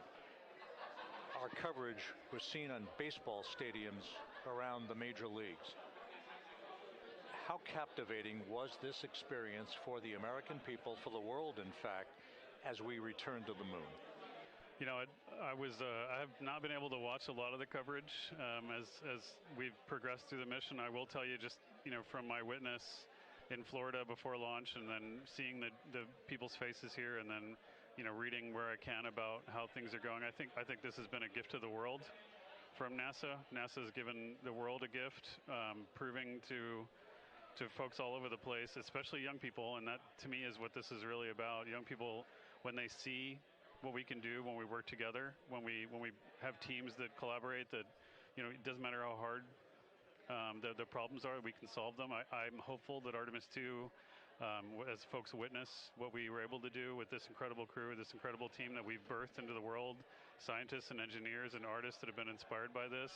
And even if they don't come work in the program, which separately they should come work in the program, because Lord knows we need the help, but even if they don't want to come work in the program, hopefully they grow up to recognize they can do amazing things when they work together and contribute to society and be good citizens and really change the way, you know, the challenges that are coming in the world are overcomable if we work together like this. And one final question. You know, flying to the moon, we did it. We've done it again this past week and a half or so. But the engineering that went behind the design of this mission and the precision, the pinpoint precision of this vehicle entering that entry corridor, it's almost mind-boggling. Yeah, it is incredible when you think about the energies involved and the uncertainties involved. That you know, when we inserted the vehicle into orbit, it was 99.2% down the middle. When we dropped the vehicle right on top of the fleet here, you know, our guys knew exactly where to go, but the guidance was perfect. You know, it's interesting. I've got this question a lot over the last few weeks about, you know, we did this before 53 years ago, and you know that. I think, I mean, it is a reasonable thing to contemplate, like what's gone on since then. And what I'd tell you is, you know, when we did Apollo, which again, the more we learn about what they did, the more magical it seems what they were able to accomplish given the technology and the learnings that they had. But when we did Apollo, the architects of Apollo, you know, Gilbert, Seaman, von Braun, Mueller, what they really, really wanted to do, you know, as they were contemplating what it meant to expand our range of action to the lunar surface, what they wanted to do was learn how to live and work in space for a long time. They wanted to do that first before they were confident they could expand their range of action to the moon. Now, of course, the politics of the time and the mission at the time was different, and so they had to go straight to the moon and bring people home. And then after that, the program kind of lost its momentum. But you know, after that, NASA kept moving along those paths, right? So we recognized during Apollo that reusability was going to be important. We spent a lot of money on those machines, and you know, we spent a lot of money on these machines here. Even though, but we recognized that reusability was important, which is why we built a winged space plane called Space Shuttle, and then we used that reusable machine to build a space station. And we learned for 25 years how to live and work in space, and have been able to develop technologies that can enable exploration. So really, what I think is now, 53 years later, we're at the point where the architects of Apollo would have been pleased that we're now ready to actually go back to the moon and go back to stay, because we've learned all the things we needed to learn. There's a lot of people pleased here tonight, and we really thank you for joining us. Amit Kshatriya, NASA's Associate Administrator, as we begin to hoist the crew onto the helicopters to head back to the recovery ship. Thank you very much. Thank you, Rob. Congratulations, Amit.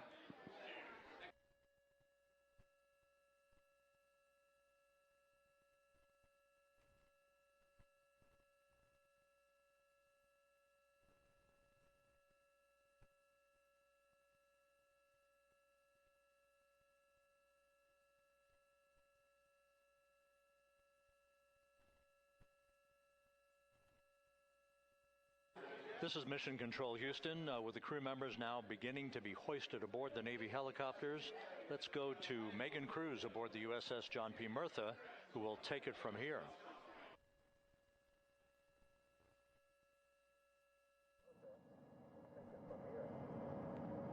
Hey, Rob, yeah, back on the bow of the ship here, we are seeing the helicopters circling Orion, the first one there, having just completed picking up the first astronaut.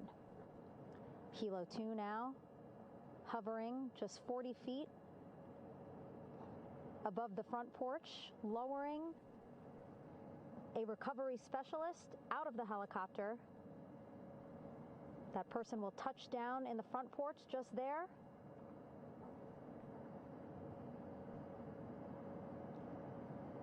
The crew members already outfitted with a harness that will allow them to quickly attach to the hoisting device.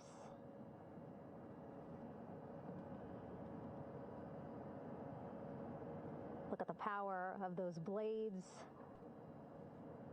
throwing water out at the center there, the front porch, with now 3 astronauts and the recovery specialists. Again, crews already outfitted with a harness vest. And here we go. Second astronaut now off the front porch, getting hoisted into the second helicopter.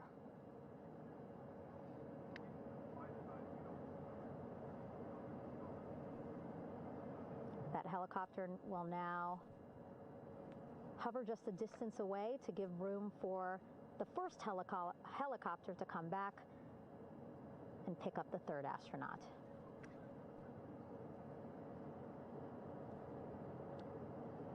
As we wait for that helicopter to come back, make its way back around, just want to mention that the President of the United States called our NASA administrator today while he was on the ship, just minutes after we interviewed him live on our coverage, and congratulated him and NASA on this history-making moment tonight. Helicopter 1 again hovering 40 feet over the front porch.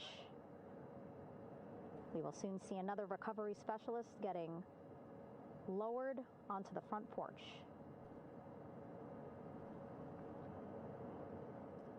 Wow, imagine sitting on that front porch, the wind, the water. But again, the recovery team determined that a helicopter flight back to the ship here would be safer, faster, and more comfortable for our crew who just completed a 10-day mission around the moon. Third astronaut in the air, getting hoisted quickly back into the first helicopter now.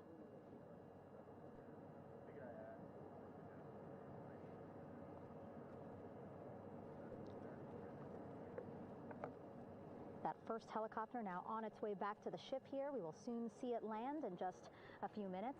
Again, all this action happening just 3,000 yards away from us, so a very quick flight back to the flight deck.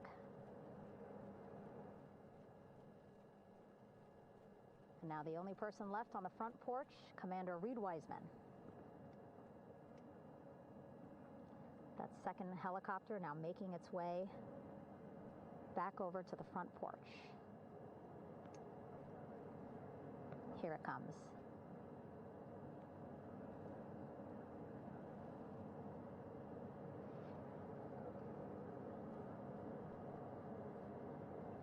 Making its final approach here.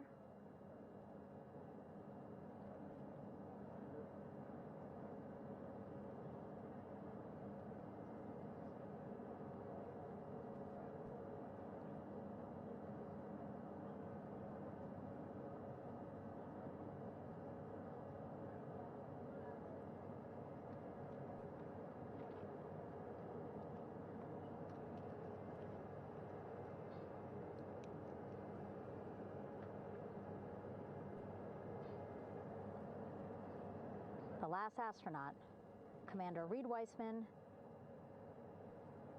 now off the front porch and almost into the second helicopter. Both now on their way back to the ship where we are, the USS John P. Murtha, just west of San Diego in the Pacific Ocean.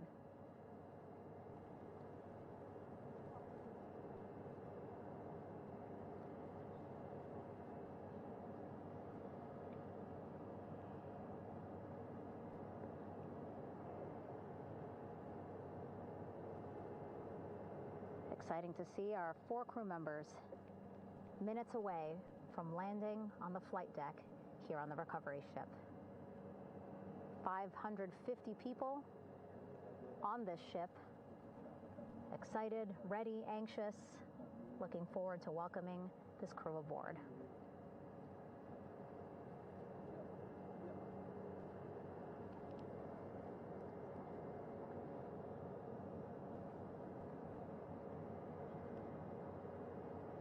Watching them now with our own eyes. Close to the ship here. Hearing them begin to hover on the flight deck, which is just across from us, here on the bow.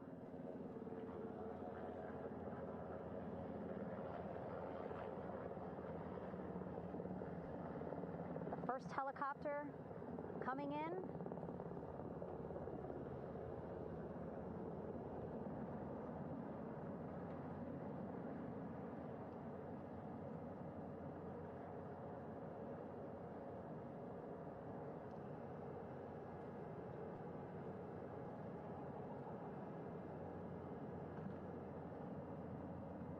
And wheels down. Wheels down of the first helicopter carrying 2 of our Artemis II crew. Pilot Victor Glover and Mission Specialist Christina Koch.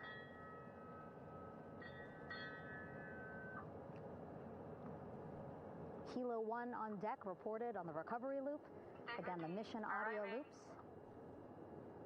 that the recovery team are using here to communicate with one another. And an announcement just made on the ship, integrity incoming. 2 more helicopters on their way to the flight deck, one carrying the crew, the other, one of our imagery helicopters. Again, kudos to our imagery and aerial teams for giving us these beautiful views of history in the making.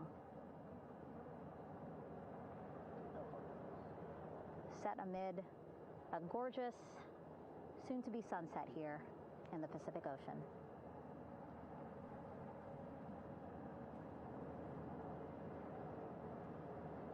The second helicopter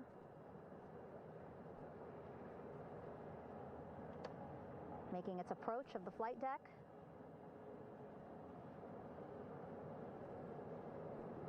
Plenty of people here on the bow with their cell phones out, filming this moment.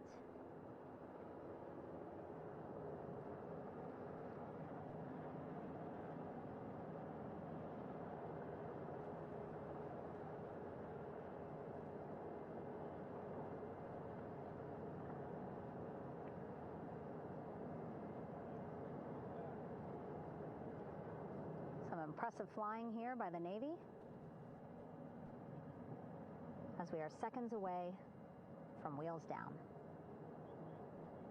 And there you go. We now have all 4 Artemis II crew members on the USS John P. Murtha.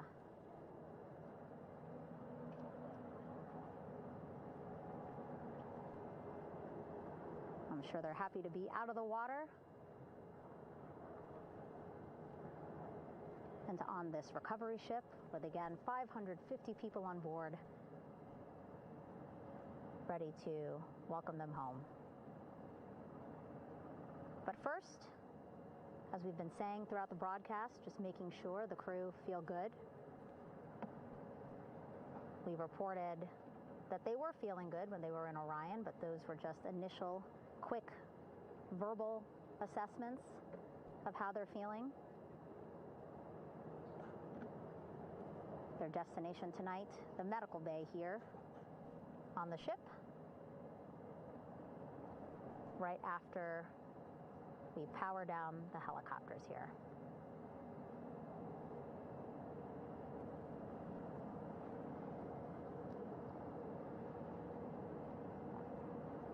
The team on the flight deck working quickly but methodically.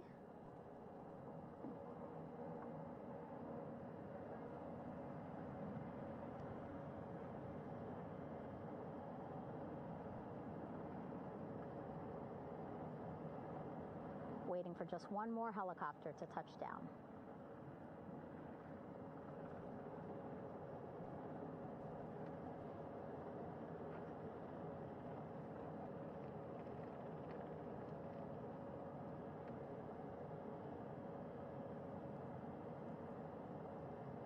Very limited personnel here on the flight deck. Restricted maneuvering doctrine is in effect.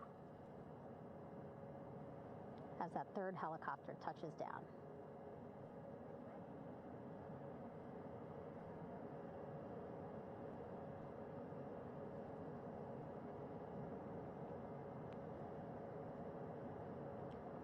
The ship is at flight quarters. Stand clear of wader decks, aft of frame 095. Burn no cover staff side. Throw no articles over the side. Hold all trash and garbage on station. Flight quarters. While just a few folks on the flight deck itself, there are plenty more on some upper decks. I see in some of our views a very packed crowd overhead. Announcements being made over the ship's loudspeaker system, reminding folks to stay clear of operational areas like the flight deck, so that teams can work quickly to get the crew off of the helicopters and into the medical bay.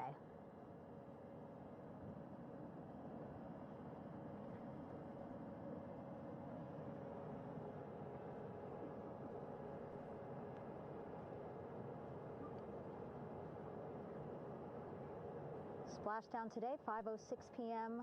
Pacific time. We are within 2 hours of that splashdown time, and already we have all 4 crew members on the flight deck of the USS John P. Murtha.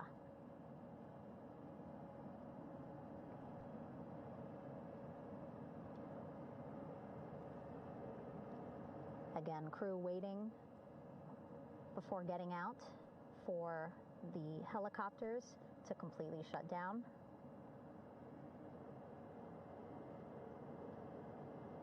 Safety, of course, very important to NASA and the U.S. military.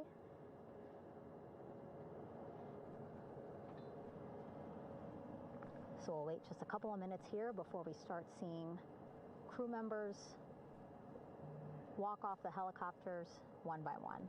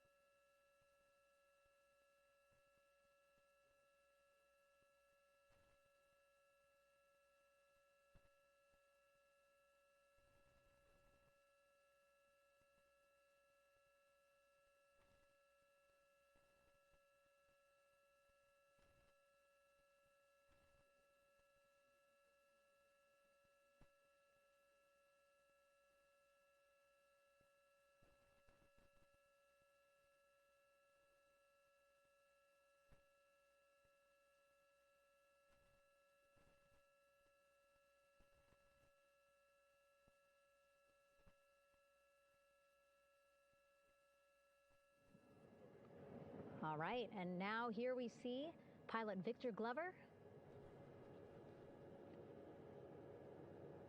and mission specialist Christina Koch sitting on the edge of one of the helicopters, looking in great spirits. That familiar smile and laugh from Victor, I can see it from here. Christina, I'm sure, feeling the same way, just blocked a little bit by our camera here, but we'll see her here shortly. A photographer taking their pictures. Victor saluting folks on the flight deck. They look like they're in great spirits. Happy to be home, I'm sure.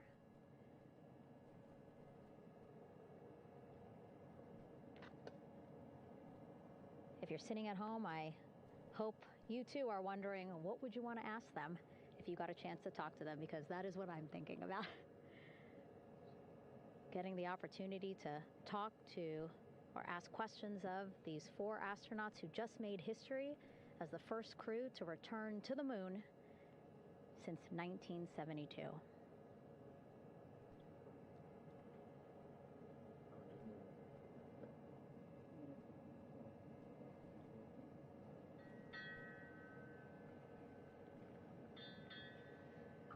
Oh, there we see Christina there, also smiling.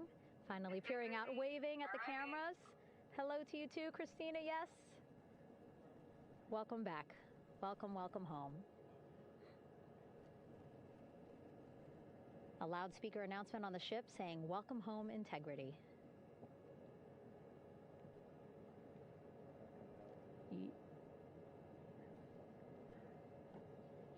Victor in great spirits. I can't see who he's talking to, but I kind of think that he might be talking to his other 2 crew members. Shouting from across the flight deck, congratulations to one another.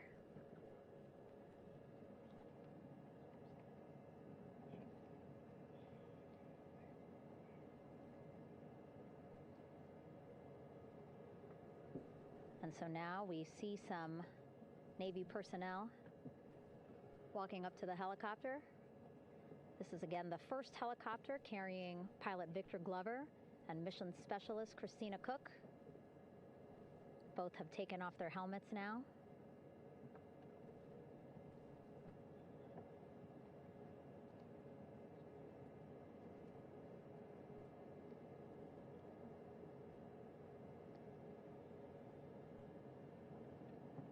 Some pictures, video to catalog this historic moment.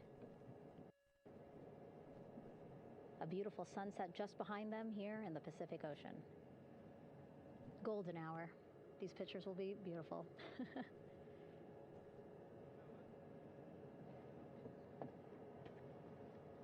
Now we see NASA Administrator Jared Isaacman. He is on the flight deck, as well as Flight Surgeon Rick Schuring walking over to Victor and Christina first. We saw the administrator walk over to the other helicopter, which is carrying Commander Reid Wiseman and Mission Specialist Jeremy Hansen. We heard from Rick earlier in the broadcast. Again, he said he's going to be out there on the flight deck to do another initial assessment of the crew, ask them how they're feeling, anything bothering them. But again, from what I'm seeing, they look like they're in great spirits and feeling pretty good for folks who just traveled 695,000 miles from Florida to the moon and now here to the Pacific Ocean.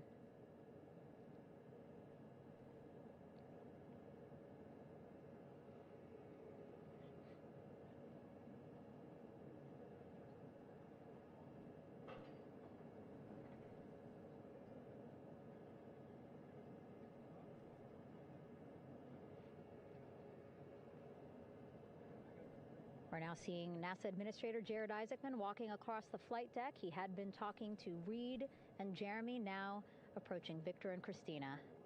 A hug from Victor, a hug from Christina. What a moment that we're getting to experience together.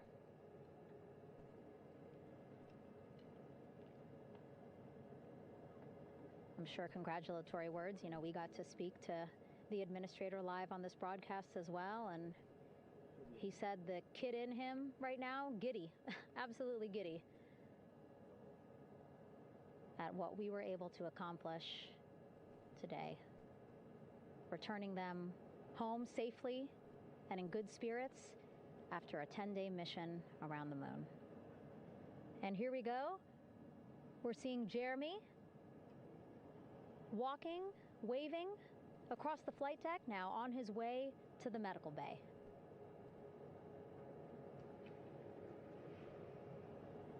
It's a short walk, less than a minute. Again, that's why the recovery team decided to use helicopters to get them on the flight deck for that short walk to medical bay. And now on the flight deck, we see the chief of the astronaut office, Scott Tingle.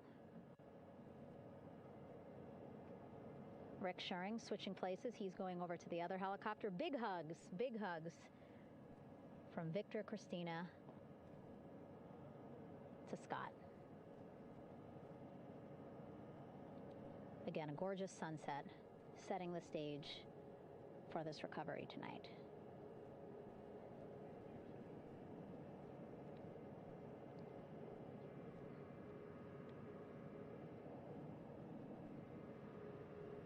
All right, and now here we are, Christina,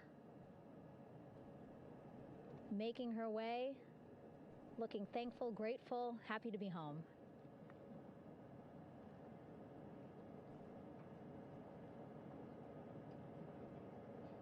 You can see she's looking up. Again, lots of people, just a few levels up off the flight deck, welcoming her home.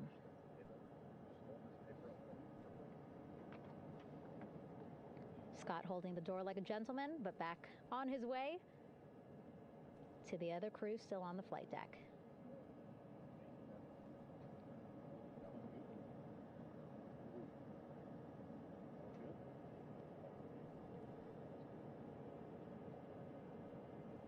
So still on the flight deck, Victor Glover and Reid Wiseman.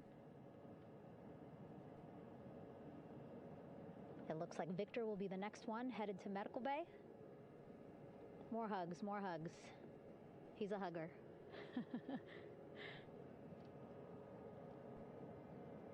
Victor looking good as he walks across the flight deck.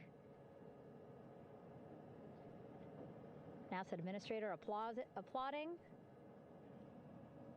Victor applauding for all the folks on the ship with him who played a role in their safe return today.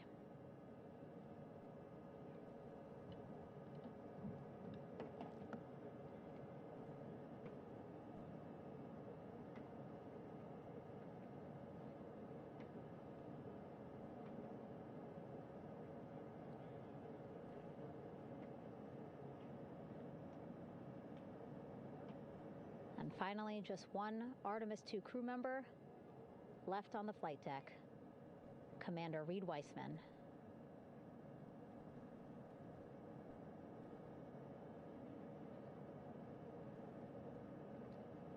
Applause from the group there on the flight deck, I'm sure, as well as on the level just above them, packed with people. Reid looking good as he takes his steps towards the medical bay.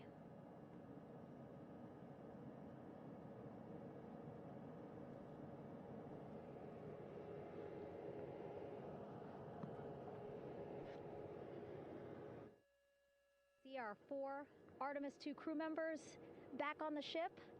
Again, now they will head into medical bay, where they will be assessed by flight surgeons from both NASA as well as the Canadian Space Agency.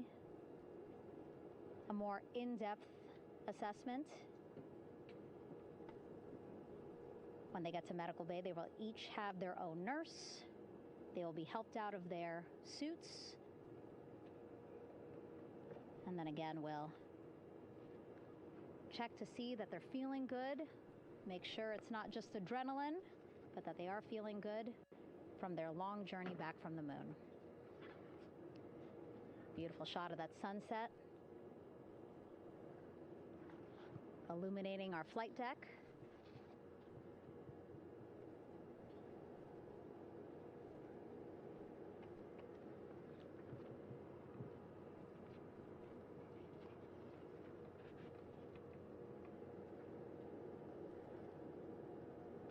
All right, and now with our astronauts safely on board, I want to welcome on Artemis Recovery Director Lily Villarreal.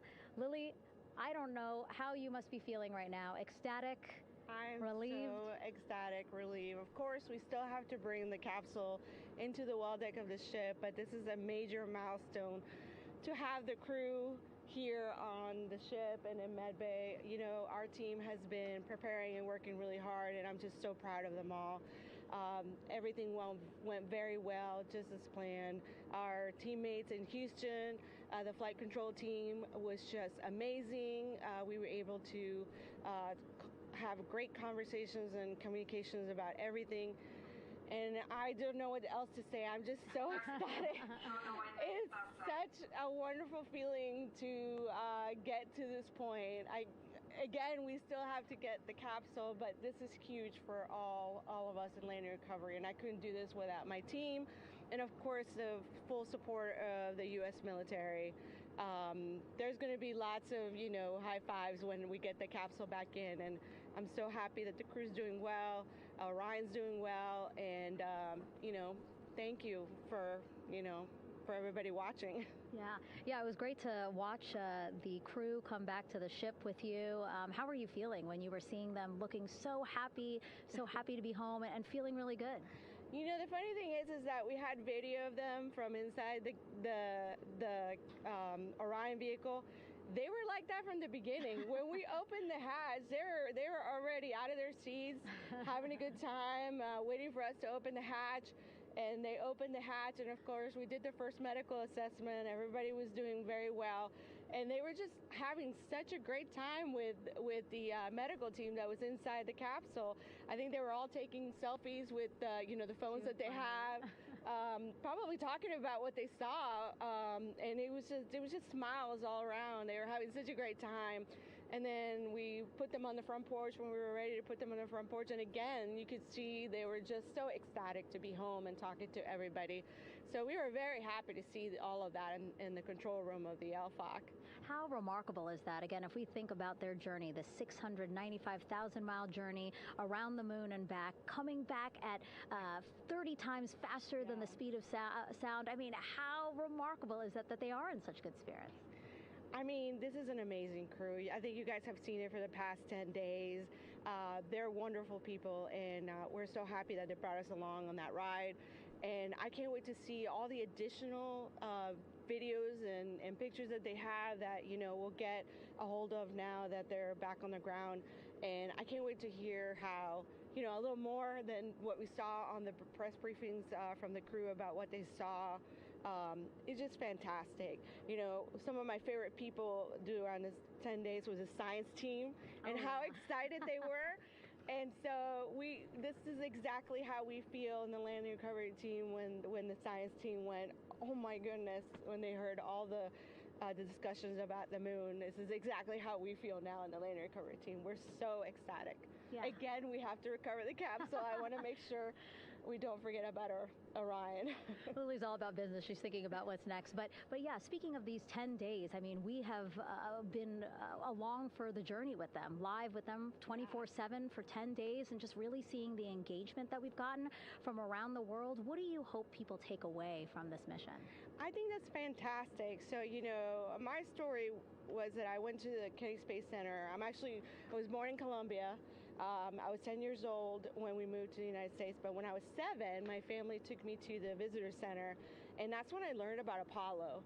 And we went to the moon, and I learned about astronauts, and that story was what really fueled me to want to do STEM and want to be an astronaut. And I think that this Artemis program is going to do exactly what, what girls, my age back then is 7, young people right now, girls and even like young men, obviously. But we want to empower people to know that you can do this, right? If you want to come and work for NASA, if I did it, they can do it. And Artemis program is just going to inspire everybody. And I'm so happy about that. Yeah. Like Apollo inspired me. Thank you so much, Lily. Really appreciate you being here. As you said, still a lot of work to do. 5 to 6 more hours to recover Orion that's still out in the water. So I'll let you get back to it. Thank you had beautiful words to say again. We hope that this inspires people. We hope that you come and join us at NASA and accomplish great things with us in the future. Yeah. Back to you, Rob. Thank you, Megan, and safe sailing out there in the Pacific. Here in Mission Control, it is now all quiet. The team of flight controllers and all their support personnel have left the room to enjoy the aftermath of a textbook touchdown by Integrity that splashed down in the Pacific right on target to complete this historic flyby of the moon, the Artemis II mission. With that, we'll wrap up our coverage for the night and point you to a post-splashdown news conference in 15 minutes at 9:35 p.m. Central Time, 10:35 p.m. Eastern Time, where managers will discuss the return of the Integrity spacecraft and the completion of the Artemis II mission. With that, we'll wrap up our coverage for this evening and historic mission in the history books. This is Mission Control Houston.